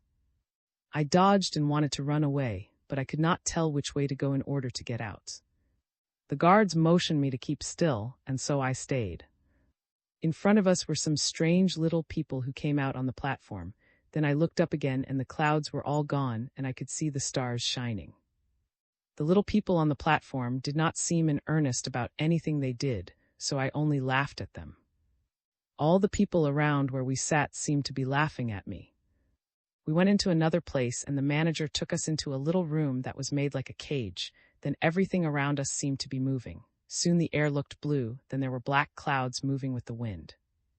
Pretty soon it was clear outside. Then we saw a few thin white clouds. Then the clouds grew thicker, and it rained and hailed with thunder and lightning. Then the thunder retreated, and a rainbow appeared in the distance. Then it became dark, the moon rose, and thousands of stars came out. Soon the sun came up, and we got out of the little room. This was a good show, but it was so strange and unnatural that I was glad to be on the streets again. We went into one place where they made glassware. I had always thought that these things were made by hand, but they are not. The man had a curious little instrument, and whenever he would blow through this into a little blaze, the glass would take any shape he wanted it to. I am not sure, but I think that if I had this kind of an instrument, I could make whatever I wished. There seems to be a charm about it. But I suppose it is very difficult to get these little instruments, or other people would have them. The people in this show were so anxious to buy the things the man made that they kept him so busy he could not sit down all day long. I bought many curious things in there and brought them home with me. At the end of one of the streets, some people were getting into a clumsy canoe upon a kind of shelf and sliding down into the water. 54, they seemed to enjoy it, but it looked too fierce for me. If one of these canoes had gone out of its path, the people would have been sure to get hurt or killed. There were some little brown people, 55, at the fair that United States troops captured recently on some islands far away from here. They did not wear much clothing, and I think that they should not have been allowed to come to the fair. But they themselves did not seem to know any better. They had some little brass plates, and they tried to play music with these, but I did not think it was music, it was only a rattle. However, they danced to this noise, and seemed to think they were giving a fine show. I do not know how true the report was, but I heard that the president sent them to the fair so that they could learn some manners, and when they went home teach their people how to dress and how to behave. I am glad I went to the fair. I saw many interesting things, and learned much of the white people. They are a very kind and peaceful people. During all the time I was at the fair, no one tried to harm me in any way. Had this been among the Mexicans, I am sure I should have been compelled to defend myself often. I wish all my people could have attended the fair. 56. XXII. Religion. In our primitive worship, only our relations to, and the members of our tribe were considered as pertaining to our religious responsibilities. As to the future state, the teachings of our tribe were not specific. That is, we had no definite idea of our relations and surroundings in afterlife. We believed that there is a life after this one, but no one ever told me as to what part of man lived after death. I have seen many men die, I have seen many human bodies decayed, but I have never seen that part which is called the spirit. I do not know what it is, nor have I yet been able to understand that part of the Christian religion. We held that the discharge of one's duty would make his future life more pleasant, but whether that future life was worse than this life or better, we did not know, and no one was able to tell us. We hoped that in the future life family and tribal relations would be resumed. In a way we believed this, but we did not know it. Once when living in San Carlos Reservation, an Indian told me that while lying unconscious on the battlefield he had actually been dead, and had passed into the spirit land. First he came to a mulberry tree growing out from a cave in the ground. Before this cave a guard was stationed, but when he approached without fear, the guard let him pass. He descended into the cave, and a little way back the path widened and terminated in a perpendicular rock many hundreds of feet wide and equal in height. There was not much light, but by peering directly beneath him, he discovered a pile of sand reaching from the depths below to within 20 feet of the top of the rock where he stood. Holding to a bush, he swung off from the edge of the rock and dropped onto the sand, sliding rapidly down its steep side into the darkness. He landed in a narrow passage running due westward through a canyon which gradually grew lighter and lighter until he could see as well as if it had been daylight, but there was no sun. Finally, he came to a section of this passage that was wider for a short distance, and then closing abruptly continued in a narrow path. Just where this section narrowed, two huge serpents were coiled, and rearing their heads hissed at him as he approached, but he showed no fear, and as soon as he came close to them, they quietly and let him pass. At the next place where the passage opened into a wider section were two grizzly bears prepared to attack him, but when he approached and spoke to them, they stood aside and he passed unharmed. He continued to follow the narrow passage, and the third time it widened and two mountain lions crouched in the way, but when he had approached them without fear and had spoken to them, they also. He again entered the narrow passage. For some time he followed this, emerging into a fourth section beyond which he could see nothing.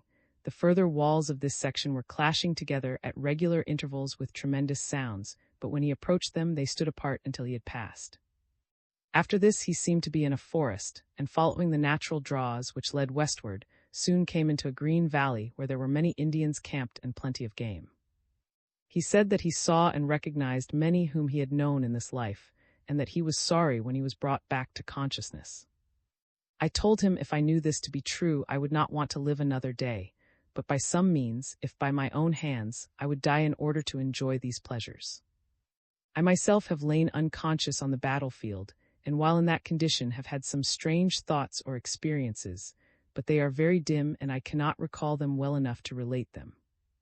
Many Indians believed this warrior, and I cannot say that he did not tell the truth. I wish I knew that what he said is beyond question true. But perhaps it is as well that we are not certain. Since my life as a prisoner has begun, I have heard the teachings of the white man's religion, and in many respects believe it to be better than the religion of my fathers. However, I have always prayed, and I believe that the Almighty has always protected me. Believing that in a wise way it is good to go to church, and that associating with Christians would improve my character, I have adopted the Christian religion 57. I believe that the church has helped me much during the short time I have been a member. I am not ashamed to be a Christian, and I am glad to know that the President of the United States is a Christian, for without the help of the Almighty, I do not think he could rightly judge in ruling so many people. I have advised all of my people who are not Christians to study that religion, because it seems to me the best religion in enabling one to live right. XXIII.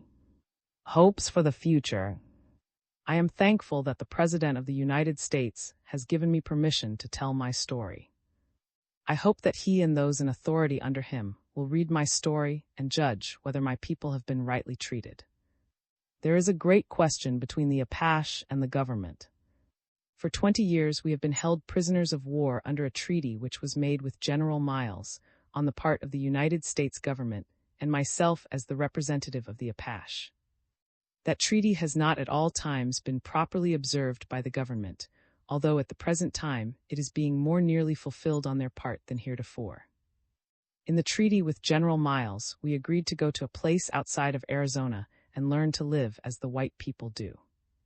I think that my people are now capable of living in accordance with the laws of the United States, and we would, of course, like to have the liberty to return to that land which is ours by divine right. We are reduced in numbers, and having learned how to cultivate the soil would not require so much ground as was formerly necessary. We do not ask all of the land which the Almighty gave us in the beginning, but that we may have sufficient lands there to cultivate. What we do not need, we are glad for the white men to cultivate. We are now held on Comanche and Kiowa lands, which are not suited to our needs. These lands, and this climate are suited to the Indians who originally inhabited this country, of course, but our people are decreasing in numbers here, and will continue to decrease unless they are allowed to return to their native land. Such a result is inevitable. There is no climate or soil which, to my mind, is equal to that of Arizona. We could have plenty of good cultivating land, plenty of grass, plenty of timber, and plenty of minerals in that land which the Almighty created for the Apache. It is my land, my home, my father's land, to which I now ask to be allowed to return. I want to spend my last days there and be buried among those mountains. If this could be, I might die in peace, feeling that my people, placed in their native homes, would increase in numbers, rather than diminish as at present, and that our name would not become extinct. I know that if my people were placed in that mountainous region lying around the headwaters of the river, they would live in peace and act according to the will of the President. They would be prosperous and happy in tilling the soil and learning the civilization of the white men, whom they now respect. Could I but see this accomplished, I think I could forget all the wrongs that I have ever received and die a contented and happy old man. But we can do nothing in this matter ourselves. We must wait until those in authority choose to act. If this cannot be done during my lifetime, if I must die in bondage, I hope that the remnant of the Apache tribe may, when I am gone, be granted the one privilege which they request, to return to Arizona. Aye, aye. Subdivisions of the Apache tribe. The Apache Indians are divided into 6 sub-tribes. To one of these, the Bidonhi, I belong. Our tribe inhabited that region of mountainous country which lies west from the east line of Arizona and south from the headwaters of the river. East of us lived the Cheyenne, Hot Springs Apache. Our tribe never had any difficulty with them. Victoria, their chief, was always a friend to me. He always helped our tribe when we asked him for help. He lost his life in the defense of the rights of his people. He was a good man and a brave warrior. His son Charlie now lives here in this reservation with us. North of us lived the White Mountain Apache. They were not always on the best of terms with our tribe, yet we seldom had any war with them.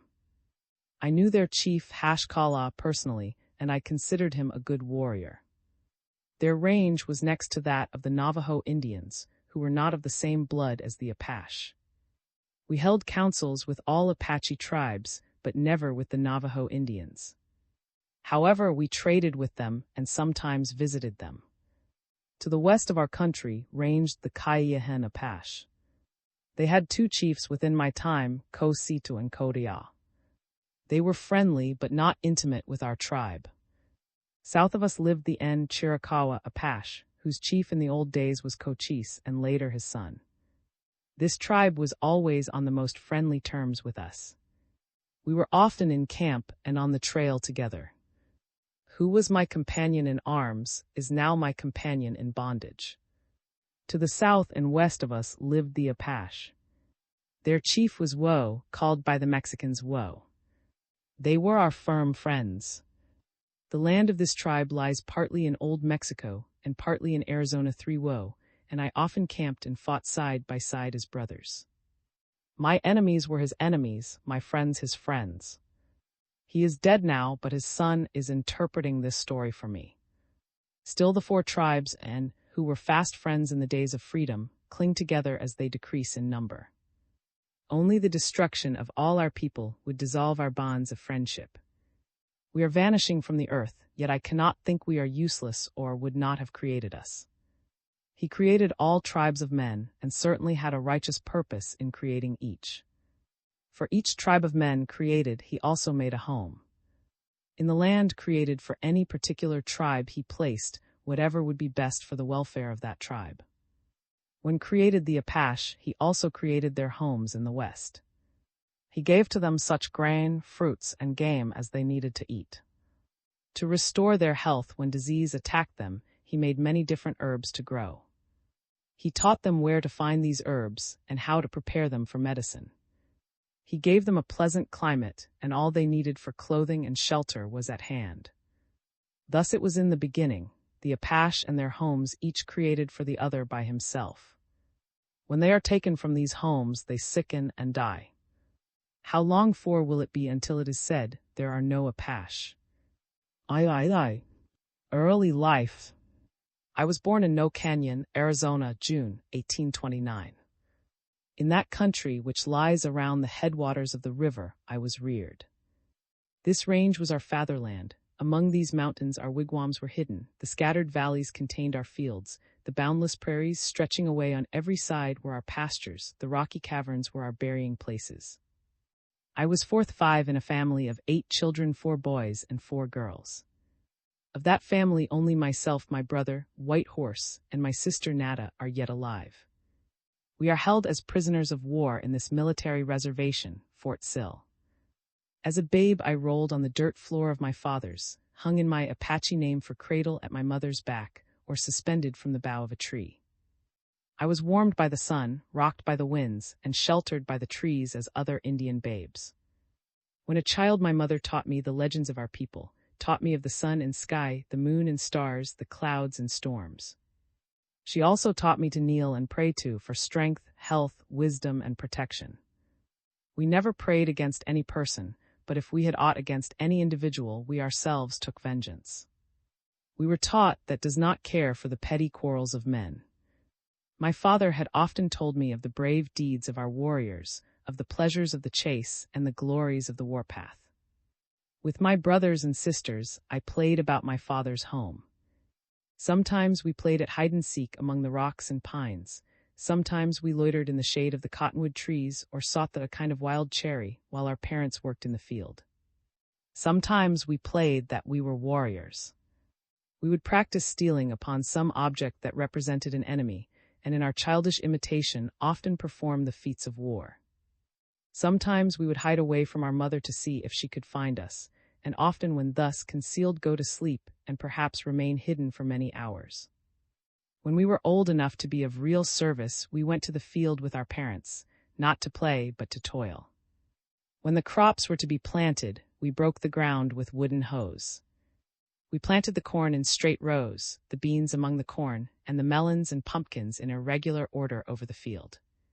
We cultivated these crops as there was need.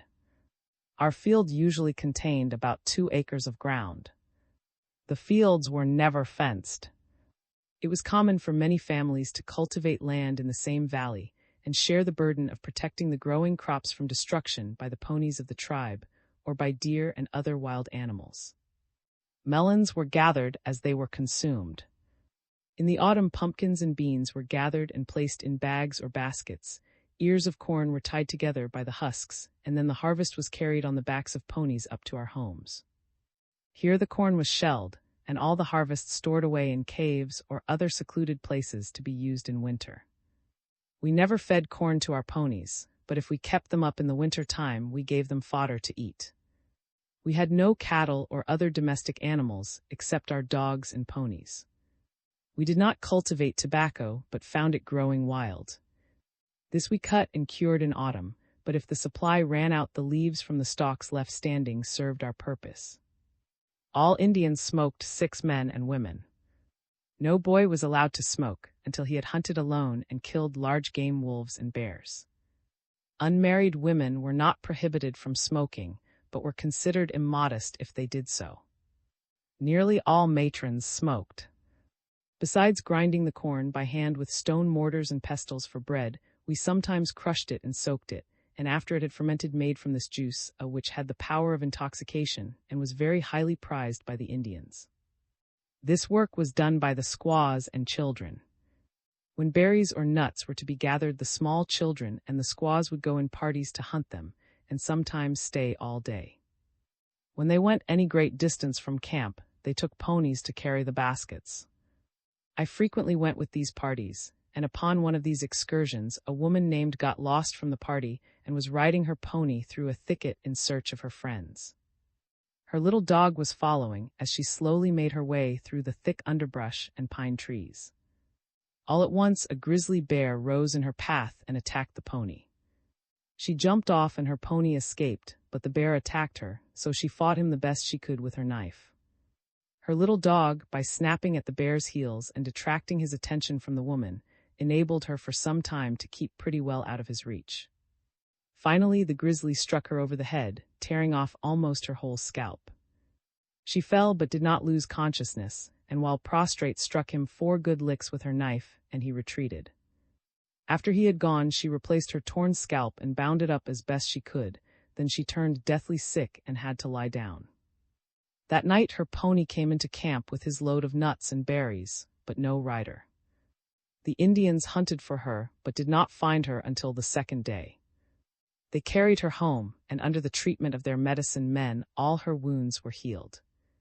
The Indians knew what herbs to use for medicine, how to prepare them, and how to give the medicine.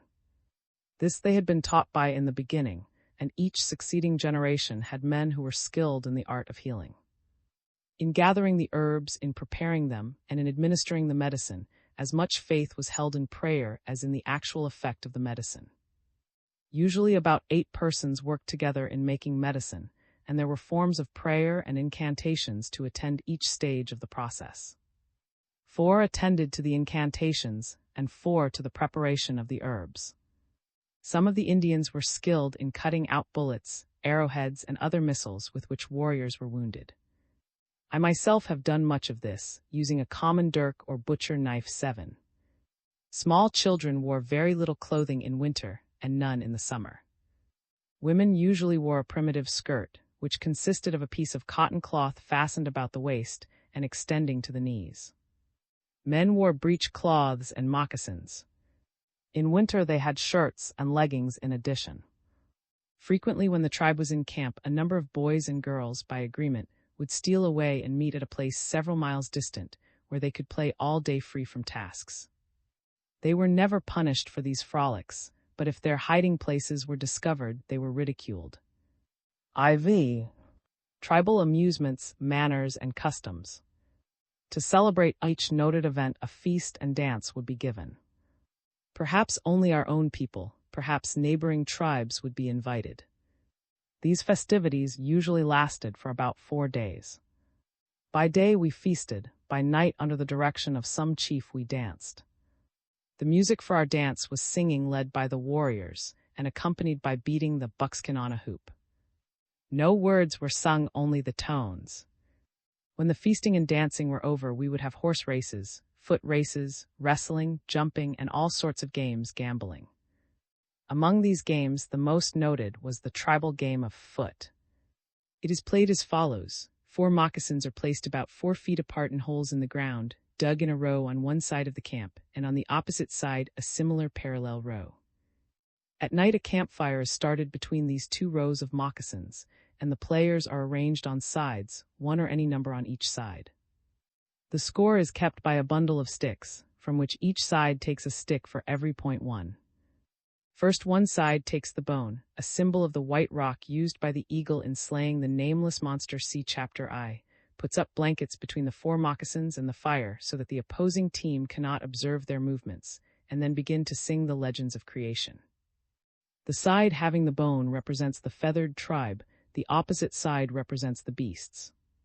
The players representing the birds do all the singing, and while singing hide the bone in one of the moccasins, then the blankets are thrown down. They continue to sing, but as soon as the blankets are thrown down, the chosen player from the opposing team, armed with a war club, comes to their side of the campfire, and with his club strikes the moccasin in which he thinks the bone is hidden. If he strikes the right moccasin, his side gets the bone, and in turn represents the birds, while the opposing team must keep quiet and guess in turn. There are only 4 plays, 3 that lose and 1 that wins. When all the sticks are gone from the bundle, the side having the largest number of sticks is counted winner. This game is seldom played except as a gambling game, but for that purpose it is the most popular game known to the tribe. Usually the game lasts 4 or 5 hours. It is never played in daytime. After the games are all finished, the visitors say, "We are satisfied," and the camp is broken up. I was always glad when the dances and feasts were announced. So were all the other young people. Our life also had a religious side. We had no churches, no religious organizations, no Sabbath day, no holidays, and yet we worshipped. Sometimes the whole tribe would assemble to sing and pray, sometimes a smaller number, perhaps only 2 or 3. The songs had a few words but were not formal. The singer would occasionally put in such words as he wished instead of the usual tone sound. Sometimes we prayed in silence, Sometimes each one prayed aloud, sometimes an aged person prayed for all of us. At other times, one would rise and speak to us of our duties to each other and to our services were short. When disease or pestilence abounded, we were assembled and questioned by our leaders to ascertain what evil we had done and how could be satisfied. Sometimes sacrifice was deemed necessary. Sometimes the offending one was punished. If an Apache had allowed his aged parents to suffer for food or shelter, if he had neglected or abused the sick, if he had profaned our religion or had been unfaithful, he might be banished from the tribe. The Apache had no prisons as white men have. Instead of sending their criminals into prison, they sent them out of their tribe. These faithless, cruel, lazy, or cowardly members of the tribe were excluded in such a manner that they could not join any other tribe. Neither could they have any protection from our unwritten tribal laws. Frequently, these outlaw Indians banded together and committed depredations, which were charged against the regular tribe. However, the life of an outlaw Indian was a hard lot, and their bands never became very large. Besides, these bands frequently provoked the wrath of the tribe and secured their own destruction. When I was about 8 or 10 years old, I began to follow the chase, and to me, this was never work. Out on the prairies which ran up to our mountain homes, wandered herds of deer, antelope, elk, and buffalo to be slaughtered when we needed them. Usually we hunted buffalo on horseback, killing them with arrows and spears. Their skins were used to make and bedding, their flesh to eat. It required more skill to hunt the deer than any other animal. We never tried to approach a deer except against the wind. Frequently, we would spend hours in stealing upon grazing deer. If they were in the open, we would crawl long distances on the ground, keeping a weed or brush before us so that our approach would not be noticed. Often we could kill several out of one herd before the others would run away. Their flesh was dried and packed in vessels, and would keep in this condition for many months. The hide of the deer was soaked in water and ashes and the hair removed, and then the process of tanning continued until the buckskin was soft and pliable. Perhaps no other animal was more valuable to us than the deer. In the forests and along the streams were many wild turkeys. These we would drive to the plains, then slowly ride up toward them until they were almost tired out. When they began to drop and hide, we would ride in upon them and by swinging from the side of our horses, catch them. If one started to fly, we would ride swiftly under him and kill him with a short stick or hunting club. In this way, we could usually get as many wild turkeys as we could carry home on a horse. There were many rabbits in our range, and we also hunted them on horseback. Our horses were trained to follow the rabbit at full speed, and as they approached them, we would swing from one side of the horse and strike the rabbit with our hunting club. If he was too far away, we would throw the stick and kill him. This was great sport when we were boys, but as warriors we seldom hunted small game. There were many fish in the streams, but as we did not eat them, we did not try to catch or kill them. Small boys sometimes threw stones at them or shot at them for practice with their bows and arrows. Did not intend snakes, frogs, or fishes to be eaten. I have never eaten of them. There were many eagles in the mountains. These we hunted for their feathers. It required great skill to steal upon an eagle, for besides having sharp eyes, he is wise and never stops at any place where he does not have a good view of the surrounding country. I have killed many bears with a spear, but was never injured in a fight with one. I have killed several mountain lions with arrows and one with a spear. Both bears and mountain lions are good for food and valuable for their skin. When we killed them, we carried them home on our horses. We often made quivers for our arrows from the skin of the mountain lion. These were very pretty and very durable. During my minority, we had never seen a missionary or a priest. We had never seen a white man. Thus quietly lived the Bidonhi Apache. Via the family. My grandfather had been our chief. I never saw him, but my father often told me of the great size, strength, and sagacity of this old warrior. Their principal wars had been with the Mexicans. They had some wars with other tribes of Indians also, but were seldom at peace for any great length of time with the Mexican towns. died when my father was but a young warrior, and Colorado 9 became chief of the Apache. When I was but a small boy, my father died, after having been sick for some time. When he passed away, carefully the watchers closed his eyes, then they arrayed him in his best clothes, painted his face afresh, wrapped a rich blanket around him, saddled his favorite horse, bore his arms in front of him, and led his horse behind, repeating in wailing tones his deeds of valor as they carried his body to a cave in the mountain. Then they slew his horses, and we gave away all of his other property 10 as was customary in our tribe, after which his body was deposited in the cave, his arms beside him. His grave is hidden by piles of stone. Wrapped in splendor he lies in seclusion, and the winds in the pines sing a low requiem over the dead warrior. After my father's death, I assumed the care of my mother. She never married again, although according to the customs of our tribe, she might have done so immediately after his death. Usually, however, the widow who has children remains single after her husband's death for 2 or 3 years, but the widow without children marries again immediately. After a warrior's death, his widow returns to her people, and may be given away or sold by her father or brothers. My mother chose to live with me, and she never desired to marry again. We lived near our old home, and I supported her. In 1846, being 17 years of age, I was admitted to the Council of the Warriors. Then I was very happy, for I could go wherever I wanted and do whatever I liked.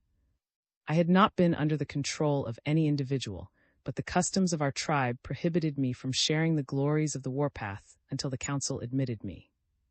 When opportunity offered, after this, I could go on the warpath with my tribe. This would be glorious. I hoped soon to serve my people in battle. I had long desired to fight with our warriors. Perhaps the greatest joy to me was that now I could marry the fair daughter of No Poso. She was a slender, delicate girl, but we had been lovers for a long time. So as soon as the council granted me these privileges, I went to see her father concerning our marriage. Perhaps our love was of no interest to him, perhaps he wanted to keep with him, for she was a dutiful daughter. At any rate, he asked many ponies for her. I made no reply, but in a few days appeared before his wigwam with the herd of ponies and took with me. This was all the marriage ceremony necessary in our tribe. Not far from my mother's, I had made for us a new home. It was made of buffalo hides, and in it were many bear robes, lion hides, and other trophies of the chase, as well as my spears, bows, and arrows. Had made many little decorations of beads 11, and drawn work on buckskin, which she placed in our. She also drew many pictures on the walls of our home. She was a good wife, but she was never strong. We followed the traditions of our fathers and were happy. 3 children came to us, children that played, loitered, and worked as I had done. V.I. Cause Part I. The Massacre. In the summer of 1858, being at peace with the Mexican towns as well as with all the neighboring Indian tribes, we went south into Old Mexico to trade. Our whole tribe, Apache, went through Sonora toward Casa, our destination, but just before reaching that place, we stopped at another Mexican town called by the Indians Cazia. Here we stayed for several days, camping just outside the city. Every day we would go into town to trade, leaving our camp under the protection of a small guard, so that our arms, supplies, and women and children would not be disturbed during our absence. Late one afternoon, when returning from town, we were met by a few women and children who told us that Mexican troops from some other town had attacked our camp, killed all the warriors of the guard, captured all our ponies, secured our arms, destroyed our supplies, and killed many of our women and children. Quickly we separated, concealing ourselves as best we could until nightfall, when we assembled at our appointed place of rendezvous, a thicket by the river. Silently we stole in one by one. Sentinels were placed, and when all were counted, I found that my aged mother, my young wife, and my 3 small children were among the slain. There were no lights in camp, so without being noticed, I silently turned away and stood by the river. How long I stood there I do not know, but when I saw the warriors arranging for a council, I took my place. That night I did not give my vote for or against any measure, but it was decided that as there were only 80 warriors left, and as we were without arms or supplies, and were furthermore surrounded by the Mexicans far inside their own territory, we could not hope to fight successfully. So our chief, Colorado, gave the order to start at once in perfect silence for our homes in Arizona, leaving the dead upon the field. I stood until all had passed, hardly knowing what I would do. I had no weapon, nor did I hardly wish to fight, neither did I contemplate recovering the bodies of my loved ones, for that was forbidden. I did not pray, nor did I resolve to do anything in particular, for I had no purpose left. I finally followed the tribe silently, keeping just within hearing distance of the soft noise of the feet of the retreating Apache. The next morning some of the Indians killed a small amount of game, and we halted long enough for the tribe to cook and eat, when the march was resumed. I had killed no game and did not eat. During the first march as well as while we were camped at this place, I spoke to no one, and no one spoke to me. There was nothing to say. For 2 days and 3 nights we were on forced marches, stopping only for meals. Then we made a camp near the Mexican border where we rested 2 days.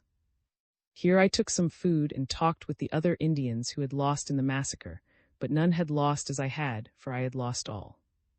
Within a few days we arrived at our own settlement.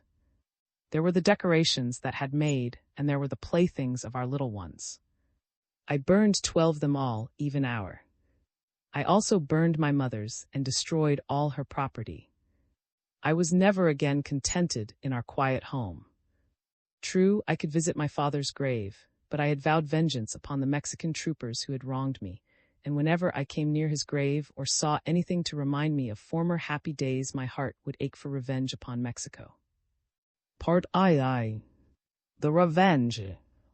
As soon as we had again collected some arms and supplies, Colorado, our chief, called a council and found that all our warriors were willing to take the warpath against Mexico. I was appointed to solicit the aid of other tribes in this war.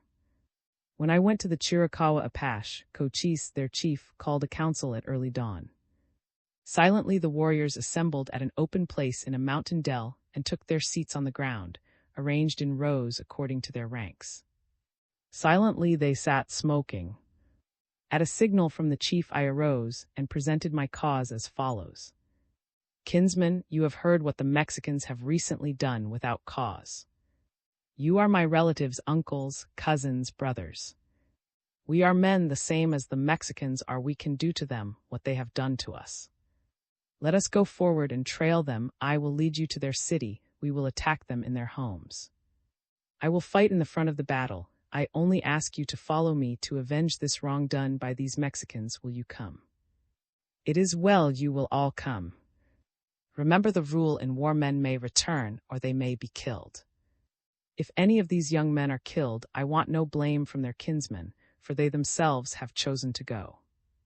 If I am killed, no one need mourn for me. My people have all been killed in that country, and I too will die if need be. I returned to my own settlement, reported this success to my chieftain, and immediately departed to the southward into the land of the Apache. Their chief Woe heard me without comment, but he immediately issued orders for a council, and when all were ready gave a sign that I might speak. I addressed them as I had addressed the tribe, and they also promised to help us. It was in the summer of 1859, almost a year from the date of the massacre of, that these 3 tribes were assembled on the Mexican border to go upon the warpath. Their faces were painted, the war bands 13 fastened upon their brows, their long scalp locks 14 ready for the hand and knife of the warrior who could overcome them. Their families had been hidden away in a mountain rendezvous near the Mexican border. With these families a guard was posted, and a number of places of rendezvous designated in case the camp should be disturbed. When all were ready, the chieftains gave command to go forward. None of us were mounted, and each warrior wore moccasins, and also a cloth wrapped about his loins. This cloth could be spread over him when he slept, and when on the march would be ample protection as clothing. In battle, if the fight was hard, we did not wish much clothing. Each warrior carried 3 days' rations, but as we often killed game while on the march, we seldom were without food. We traveled in 3 divisions, the Apache led by Colorado, the Apache by Cochise, and the Apache by Woe. However, there was no regular order inside the separate tribes. We usually marched about 14 hours per day, making 3 stops for meals and traveling 40 to 45 miles a day. I acted as guide into Mexico, and we followed the river courses and mountain ranges because we could better thereby keep our movements concealed. We entered Sonora and went southward past and many smaller settlements. When we were almost at, we camped, and 8 men rode out from the city to parley with us. These we captured, killed, and scalped. This was to draw the troops from the city, and the next day they came. The skirmishing lasted all day without a general engagement, but just at night we captured their supply train, so we had plenty of provisions and some more guns. That night we posted sentinels and did not move our camp, but rested quietly all night, for we expected heavy work the next day. Early the next morning the warriors were assembled to pray not for help, but that they might have health and avoid ambush or deceptions by the enemy. As we had anticipated, about 10 o'clock in the morning the whole Mexican force came out. There were 2 companies of cavalry and 2 of infantry. I recognized the cavalry as the soldiers who had killed my people at. This I told to the chieftains, and they said that I might direct the battle. I was no chief and never had been, but because I had been more deeply wronged than others, this honor was conferred upon me, and I resolved to prove worthy of the trust. I arranged the Indians in a hollow circle near the river, and the Mexicans drew their infantry up in 2 lines, with the cavalry in reserve. We were in the timber, and they advanced until within about 400 yards, when they halted and opened fire. Soon I led a charge against them, at the same time sending some braves to attack their rear. In all the battle I thought of my murdered mother, wife, and babies, of my father's grave and my vow of vengeance, and I fought with fury. Many fell by my hand, and constantly I led the advance. Many braves were killed. The battle lasted about 2 hours. At the last 4 Indians were alone in the center of the field, myself and 3 other warriors. Our arrows were all gone, our spears broken off in the bodies of dead enemies. We had only our hands and knives with which to fight, but all who had stood against us were dead. Then 2 armed soldiers came upon us from another part of the field.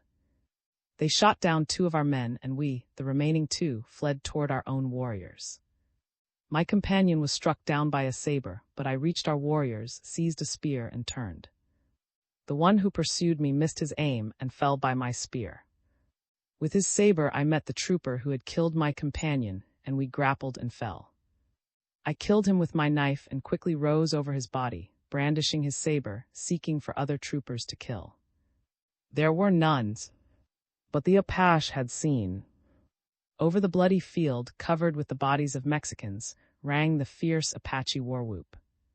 Still covered with the blood of my enemies, still holding my conquering weapon, still hot with the joy of battle, victory, and vengeance, I was surrounded by the Apache braves and made war chief of all the Apache. Then I gave orders for scalping the slain 15. I could not call back my loved ones, I could not bring back the dead Apache, but I could rejoice in this revenge.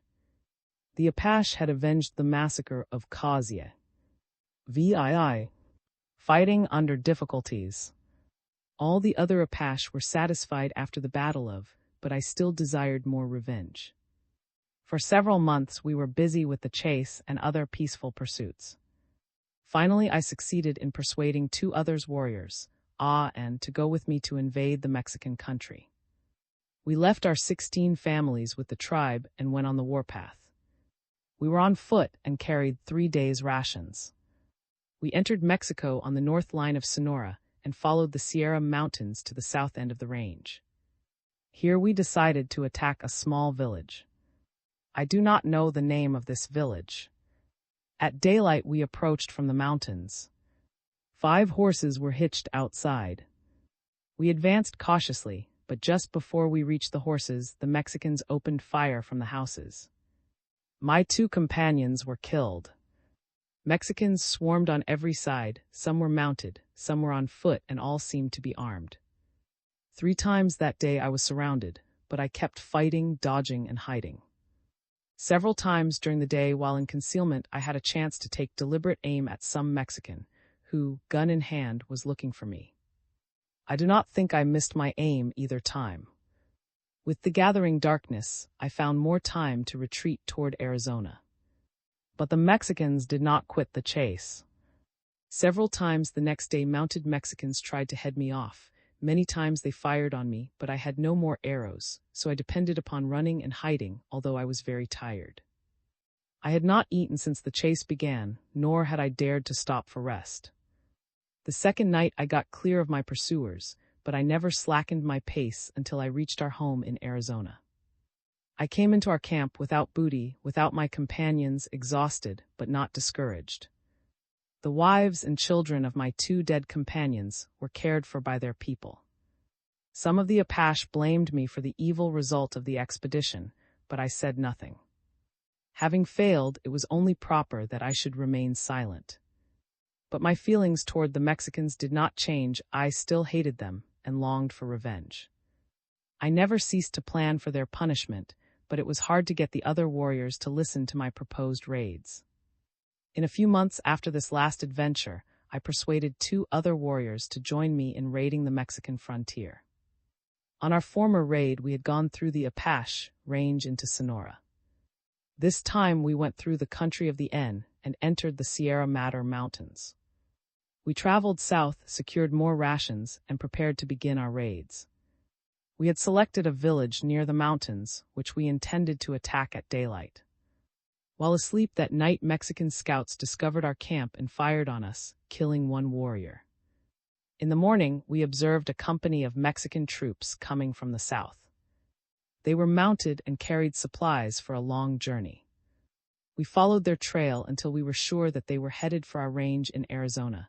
Then we hurried past them and in 3 days reached our own settlement. We arrived at noon, and that afternoon, about 3 o'clock, these Mexican troops attacked our settlement. Their first volley killed 3 small boys. Many of the warriors of our tribe were away from home, but the few of us who were in camp were able to drive the troops out of the mountains before night. We killed 8 Mexicans and lost 5 warriors and 3 boys. The Mexicans rode due south in full retreat. 4 warriors were detailed to follow them, and in 3 days these trailers returned, saying that the Mexican cavalry had left Arizona, going southward. We were quite sure they would not return soon. Soon after this, in the summer of 1860, I was again able to take the warpath against the Mexicans, this time with 25 warriors. We followed the trail of the Mexican troops last mentioned and entered the Sierra Mountains. The second day in these mountains, our scouts discovered mounted Mexican troops. There was only 1 company of cavalry in this command, and I thought that by properly surprising them, we could defeat them. We ambushed the trail over which they were to come. This was at a place where the whole company must pass through a mountain defile. We reserved fire until all of the troops had passed through, then the signal was given. The Mexican troopers, seemingly without a word of command, dismounted and placing their horses on the outside of the company, for breastworks, made a good fight against us. I saw that we could not dislodge them without using all our ammunition, so I led a charge. The warriors suddenly pressed in from all sides, and we fought hand to hand. During this encounter, I raised my spear to kill a Mexican soldier just as he leveled his gun at me. I was advancing rapidly, and my foot slipping in a pool of blood, I fell under the Mexican trooper. He struck me over the head with the butt of his gun, knocking me senseless. Just at that instant, a warrior who followed in my footsteps killed the Mexican with a spear. In a few minutes, not a Mexican soldier was left alive. When the Apache war cry had died away and their enemies had been scalped, they began to care for their dead and wounded. I was found lying unconscious where I had fallen. They bathed my head in cold water and restored me to consciousness. Then they bound up my wound, and the next morning, although weak from loss of blood and suffering from a severe headache, I was able to march on the return to Arizona. I did not fully recover for months, and I still wear the scar given me by that musketeer. In this fight we had lost so heavily that there really was no glory in our victory, and we returned to Arizona. No one seemed to want to go on the warpath again that year. In the summer 1861, with 12 warriors, I again went into Mexico. We entered Chihuahua and followed south on the east side of the Sierra Madre Mountains 4 days' journey, then crossed over to the Sierra Range, not far east of Casa. Here we rested 1 day and sent out scouts to reconnoiter. They reported pack trains camped 5 miles west of us. The next morning, just at daybreak, as these drivers were starting with their mule-pack train, we attacked them. They rode away for their lives, leaving us the booty. The mules were loaded with provisions, most of which we took home. 2 mules were loaded with side meat or bacon. 17, this we threw away. We started to take these pack trains home, going northward through Sonora, but when near Casita, Mexican troops us. It was at daybreak and we were just finishing our breakfast. We had no idea that we had been pursued or that our enemies were near until they opened fire. At the first volley, a bullet struck me a glancing lick just at the lower corner of the left eye, and I fell unconscious. All the other Indians fled to cover. The Mexicans, thinking me dead, started in pursuit of the fleeing Indians. In a few moments, I regained consciousness and had started at full speed for the woods when another company coming up opened fire on me. Then the soldiers who had been chasing the other Indians turned, and I stood between 2 hostile companies, but I did not stand long. Bullets whistled in every direction and at close range to me. One inflicted a slight flesh wound on my side, but I kept running, dodging, and fighting until I got clear of my pursuers. I climbed up a steep canyon where the cavalry could not follow. The troopers saw me but did not dismount and try to follow. I think they were wise not to come on. It had been understood that in case of surprise with this booty, our place of rendezvous should be the mountains in Arizona. We did not reassemble in Mexico, but traveled separately, and in 3 days we were encamped in our place of rendezvous. From this place we returned home empty-handed. We had not even a partial victory to report. I again returned wounded, but I was not yet discouraged. Again I was blamed by our people, and again I had no reply. After our return, many of the warriors had gone on a hunt, and some of them had gone north to trade for blankets from the Navajo Indians. I remained at home trying to get my wounds healed. One morning just at daybreak, when the squaws were lighting the campfires to prepare breakfast, 3 companies of Mexican troops who had surrounded our settlement in the night opened fire. There was no time for fighting. Men, women, and children fled for their lives. Many women and children and a few warriors were killed, and 4 women were captured. My left eye was still swollen shut, but with the other I saw well enough to hit one of the officers with an arrow and then make good my escape among the rocks. The troopers burned and took our arms, provisions, ponies, and blankets. Winter was at hand. There were not more than 20 warriors in camp at this time, and only a few of us had secured weapons during the excitement of the attack. A few warriors followed the trail of the troops as they went back to Mexico with their booty, but were unable to offer battle. It was a long, long time before we were again able to go on the warpath against the Mexicans. The 4 women who were captured at this time by the Mexicans were taken into Sonora, Mexico, where they were compelled to work for the Mexicans. After some years, they escaped to the mountains and started to find our tribe. They had knives which they had stolen from the Mexicans, but they had no other weapons. They had no blankets, so at night they would make a little by cutting brush with their knives and setting them up for the walls. The top was covered over with brush. In this temporary, they would all sleep. One night when their campfire was low, they heard growling just outside the. Francisco, the youngest woman of the party, about 17 years of age, started to build up the fire when a mountain lion crashed through and attacked her. The suddenness of the attack made her drop her knife, but she fought as best she could with her hand. She was no match for the lion, however. Her left shoulder was crushed and partly torn away. The lion kept trying to catch her by the throat. This she prevented with her hands for a long time. He dragged her for about 300 yards, then she found her strength was failing her from loss of blood, and she called to the other women for help. The lion had been dragging her by one foot, and she had been catching hold of his legs and of the rocks and underbrush to delay him. Finally he stopped and stood over her. She again called her companions, and they attacked him with their knives and killed him. Then they dressed her wounds and nursed her in the mountains for about a month. When she was again able to walk, they resumed their journey and reached our tribe in safety. This woman, Francisco, was held as a prisoner of war with the other Apache and died on the Fort Sill Reservation in 1892. Her face was always disfigured with those scars, and she never regained perfect use of her hands. The 3 older women died before we became prisoners of war. Many women and children were carried away at different times by Mexicans.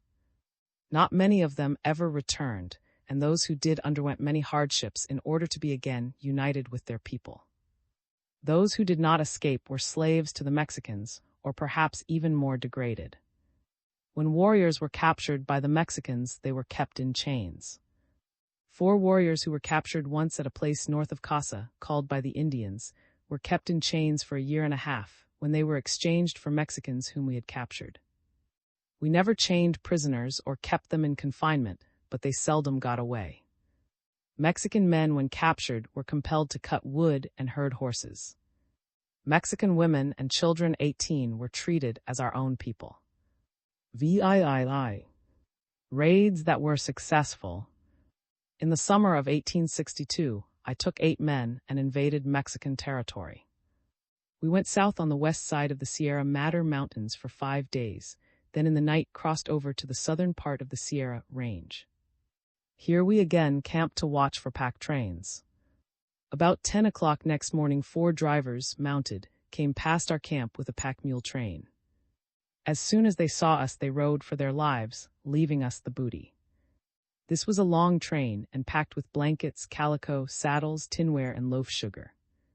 We hurried home as fast as we could with these provisions, and on our return, while passing through a canyon in the range of mountains in Arizona, met a white man driving a mule pack train. When we first saw him, he had already seen us and was riding at full tilt up the canyon. We examined his train and found that his mules were all loaded with cheese. We put them in with the other train and resumed our journey. We did not attempt to trail the driver, and I am sure he did not try to follow us. In 2 days we arrived at home. Then Colorado, our chief, assembled the tribe. We gave a feast, divided the spoils, and danced all night. Some of the pack mules were killed and eaten. This time after our return, we kept out scouts so that we would know if Mexican troops should attempt to follow us. On the 3rd day, our scouts came into camp and reported Mexican cavalry dismounted and approaching our settlement. All our warriors were in camp. Colorado took command of one division and I of the other. We hoped to get possession of their horses, then surround the troops in the mountains and destroy the whole company. This we were unable to do, for they too had scouts. However, within 4 hours after we started, we had killed 10 troopers with the loss of only 1 man, and the Mexican cavalry was in full retreat, followed by 30 armed Apache, who gave them no rest until they were far inside the Mexican country. No more troops came that winter. For a long time we had plenty of provisions, plenty of blankets, and plenty of clothing. We also had plenty of cheese and sugar. Another summer, 1863, I selected 3 warriors and went on a raid into Mexico. We went south into Sonora, camping in the Sierra Mountains. About 40 miles west of Casa is a small village in the mountains, called by the Indians. We camped near this place and concluded to make an attack. We had noticed that just at midday no one seemed to be stirring, so we planned to make our attack at the noon hour. The next day we stole into the town at noon. We had no guns, but were armed with spears and bows and arrows. When the war whoop was given to open the attack, the Mexicans fled in every direction. Not one of them made any attempt to fight us. We shot some arrows at the retreating Mexicans, but killed only 1. Soon all was silent in the town, and no Mexicans could be seen. When we discovered that all the Mexicans were gone, we looked through their houses and saw many curious things. These Mexicans kept many more kinds of property than the Apache did. Many of the things we saw in the houses we could not understand, but in the stores we saw much that we wanted. So we drove in a herd of horses and mules, and packed as much provisions and supplies as we could on them. Then we formed these animals into a pack train and returned safely to Arizona. The Mexicans did not even trail us. When we arrived in camp, we called the tribe together and feasted all day. We gave presents to everyone. That night the dance began, and it did not cease until noon the next day. This was perhaps the most successful raid ever made by us into Mexican territory. I do not know the value of the booty, but it was very great, for we had supplies enough to last our whole tribe for a year or more. In the fall of 1864, 20 warriors were willing to go with me on another raid into Mexico. These were all chosen men, well armed and equipped for battle. As usual, we provided for the safety of our families before starting on this raid. Our whole tribe scattered and then reassembled at a camp about 40 miles from the former place. In this way, it would be hard for the Mexicans to trail them, and we would know where to find our families when we returned. Moreover, if any hostile Indians should see this large number of warriors leaving our range, they might attack our camp, but if they found no one at the usual place, their raid would fail.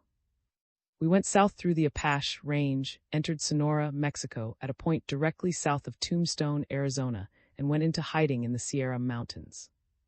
We attacked several settlements in the neighborhood and secured plenty of provisions and supplies. After about 3 days, we attacked and captured a mule-pack train at a place called by the Indians. It is situated in the mountains due west, about 1 day's journey 19 from. There were 3 drivers with this train. 1 was killed and 2 escaped. The train was loaded with Mezcal 20, which was contained in bottles held in wicker baskets. As soon as we made camp, the Indians began to get drunk and fight each other. I too drank enough mezcal to feel the effect of it, but I was not drunk. I ordered the fighting stopped, but the order was disobeyed. Soon almost a general fight was in progress. I tried to place a guard out around our camp, but all were drunk and refused to serve. I expected an attack from Mexican troops at any moment, and really it was a serious matter for me. For being in command, I would be held responsible for any ill luck attending the expedition. Finally, the camp became comparatively still, for the Indians were too drunk to walk or even to fight. While they were in this stupor, I poured out all the mezcal, then I put out all the fires and moved the pack mules to a considerable distance from camp. After this, I returned to camp to try to do something for the wounded. I found that only 2 were dangerously wounded. From the leg of one of these I cut an arrowhead, and from the shoulder of another a spear point. When all the wounds had been cared for, I myself kept guard till morning. The next day we loaded our wounded on the pack mules and started for Arizona. The next day we captured cattle from a herd and drove them home with us. But it was a very difficult matter to drive cattle when we were on foot. Caring for the wounded and keeping the cattle from escaping made our journey tedious. But we were not trailed and arrived safely at home with all the booty. We then gave a feast and dance and divided the spoils. After the dance, we killed all the cattle and dried the meat. We dressed the hides, and then the dried meat was packed in between these hides and stored away. All that winter we had plenty of meat. These were the first cattle we ever had. As usual, we killed and ate some of the mules. We had little use for mules, and if we could not trade them for something of value, we killed them. In the summer of 1865, with 4 warriors, I went again into Mexico. Heretofore we had gone on foot. We were accustomed to fight on foot. Besides, we could more easily conceal ourselves when dismounted. But this time we wanted more cattle, and it was hard to drive them when we were on foot. We entered Sonora at a point southwest from Tombstone, Arizona, and followed the Sierra Mountains to the southern limit, then crossed the country as far south as the mouth of Yaqui River. Here we saw a Great Lake 21 extending beyond the limit of sight. Then we turned north, attacked several settlements, and secured plenty of supplies. When we had come back northwest we secured about 60 head of cattle and drove them to our homes in Arizona. We did not go directly home, but camped in different valleys with our cattle. We were not trailed. When we arrived at our camp, the tribe was again assembled for feasting and dancing. Presents were given to everybody, then the cattle were killed and the meat dried and packed. Varying fortunes. In the fall of 1865, with 9 other warriors, I went into Mexico on foot. We attacked several settlements south of Casa and collected many horses and mules. We made our way northward with these animals through the mountains. When near, we made camp one evening, and thinking that we were not being trailed, turned loose the whole herd, even those we had been riding. They were in a valley surrounded by steep mountains, and we were camped at the mouth of this valley so that the animals could not leave without coming through our camp. Just as we had begun to eat our supper, our scouts came in and announced Mexican troops coming toward our camp. We started for the horses, but troops that our scouts had not seen were on the cliffs above us and opened fire. We scattered in all directions, and the troops recovered all our booty. In 3 days we reassembled at our appointed place of rendezvous in the Sierra Madre Mountains in northern Sonora. Mexican troops did not follow us, and we returned to Arizona without any more fighting and with no booty. Again I had nothing to say, but I was anxious for another raid. Early the next summer, 1866, I took 30 mounted warriors and invaded Mexican territory. We went south through Chihuahua as far as Sonora, then crossed over the Sierra Madre Mountains, following the river course at the south end of the range. We kept on westward from the Sierra Madre Mountains to the Sierra Mountains and followed that range northward. We collected all the horses, mules, and cattle we wanted and drove them northward through Sonora into Arizona. Mexicans saw us at many times and in many places, but they did not attack us at any time, nor did any troops attempt to follow us. When we arrived at our homes, we gave presents to all, and the tribe feasted and danced. During this raid, we had killed about 50 Mexicans. Next year, 1867, Colorado led 8 warriors on a raid into Mexico. I went as a warrior, for I was always glad to fight the Mexicans. We rode south from near Tombstone, Arizona, into Sonora, Mexico. We attacked some cowboys, and after a fight with them in which 2 of their number were killed, we drove all their cattle northward. The second day we were driving the cattle, but had no scouts out. When we were not far from, Mexican troops rode upon us. They were well armed and well mounted, and when we first saw them, they were not half a mile away from us. We left the cattle and rode as hard as we could toward the mountains, but they gained on us rapidly. Soon they opened fire, but were so far away from us that we were unable to reach them with our arrows. Finally, we reached some timber, and leaving our ponies, fought from cover. Then the Mexicans halted, collected our ponies, and rode away across the plains toward, driving the cattle with them. We stood and watched them until they disappeared in the distance, and then took up our march for home. We arrived home in 5 days with no victory to report, no spoils to divide, and not even the ponies which we had ridden into Mexico. This expedition was considered disgraceful. The warriors who had been with Colorado on this last expedition wanted to return to Mexico. They were not satisfied, besides they felt keenly the taunts of the other warriors. Colorado would not lead them back, so I took command and we went on foot, directly toward Sonora, and made our camp in the Sierra Mountains. There were only 6 of us, but we raided several settlements at night, captured many horses and mules, and loaded them with provisions, saddles, and blankets. Then we returned to Arizona, traveling only at night. When we arrived at our camp, we sent out scouts to prevent any surprise by Mexicans, assembled the tribe, feasted, danced, and divided the spoils. Colorado would not receive any of this booty, but we did not care. No Mexican troops followed us to Arizona. About a year after this, 1868, Mexican troops rounded up all the horses and mules of the tribe not far from our settlement. No raids had been made into Mexico that year, and we were not expecting any attacks. We were all in camp, having just returned from hunting. About 2 o'clock in the afternoon, 2 Mexican scouts were seen near our settlement. We killed these scouts, but the troops got under way with the herd of our horses and mules before we saw them. It was useless to try to overtake them on foot, and our tribe had not a horse left. I took 20 warriors and trailed them. We found the stock at a cattle ranch in Sonora, not far from, and attacked the cowboys who had them in charge. We killed 2 men and lost none. After the fight, we drove off our own stock and all of theirs. We were trailed by 9 cowboys. I sent the stock on ahead, and with 3 warriors stayed in the rear to intercept any attacking parties. One night when near the Arizona line, we discovered these cowboys on our trail and watched them camp for the night and picket their horses. About midnight, we stole into their camp and silently led away all their horses, leaving the cowboys asleep. Then we rode hard and our companions, who always traveled at night instead of in the daytime. We turned these horses in with the herd and fell back to again intercept anyone who might trail us. What these 9 cowboys did next morning I do not know, and I have never heard the Mexicans say anything about it. I know they did not follow us, for we were not molested. When we arrived in camp at home, there was great rejoicing in the tribe. It was considered a good trick to get the Mexicans' horses and leave them asleep in the mountains.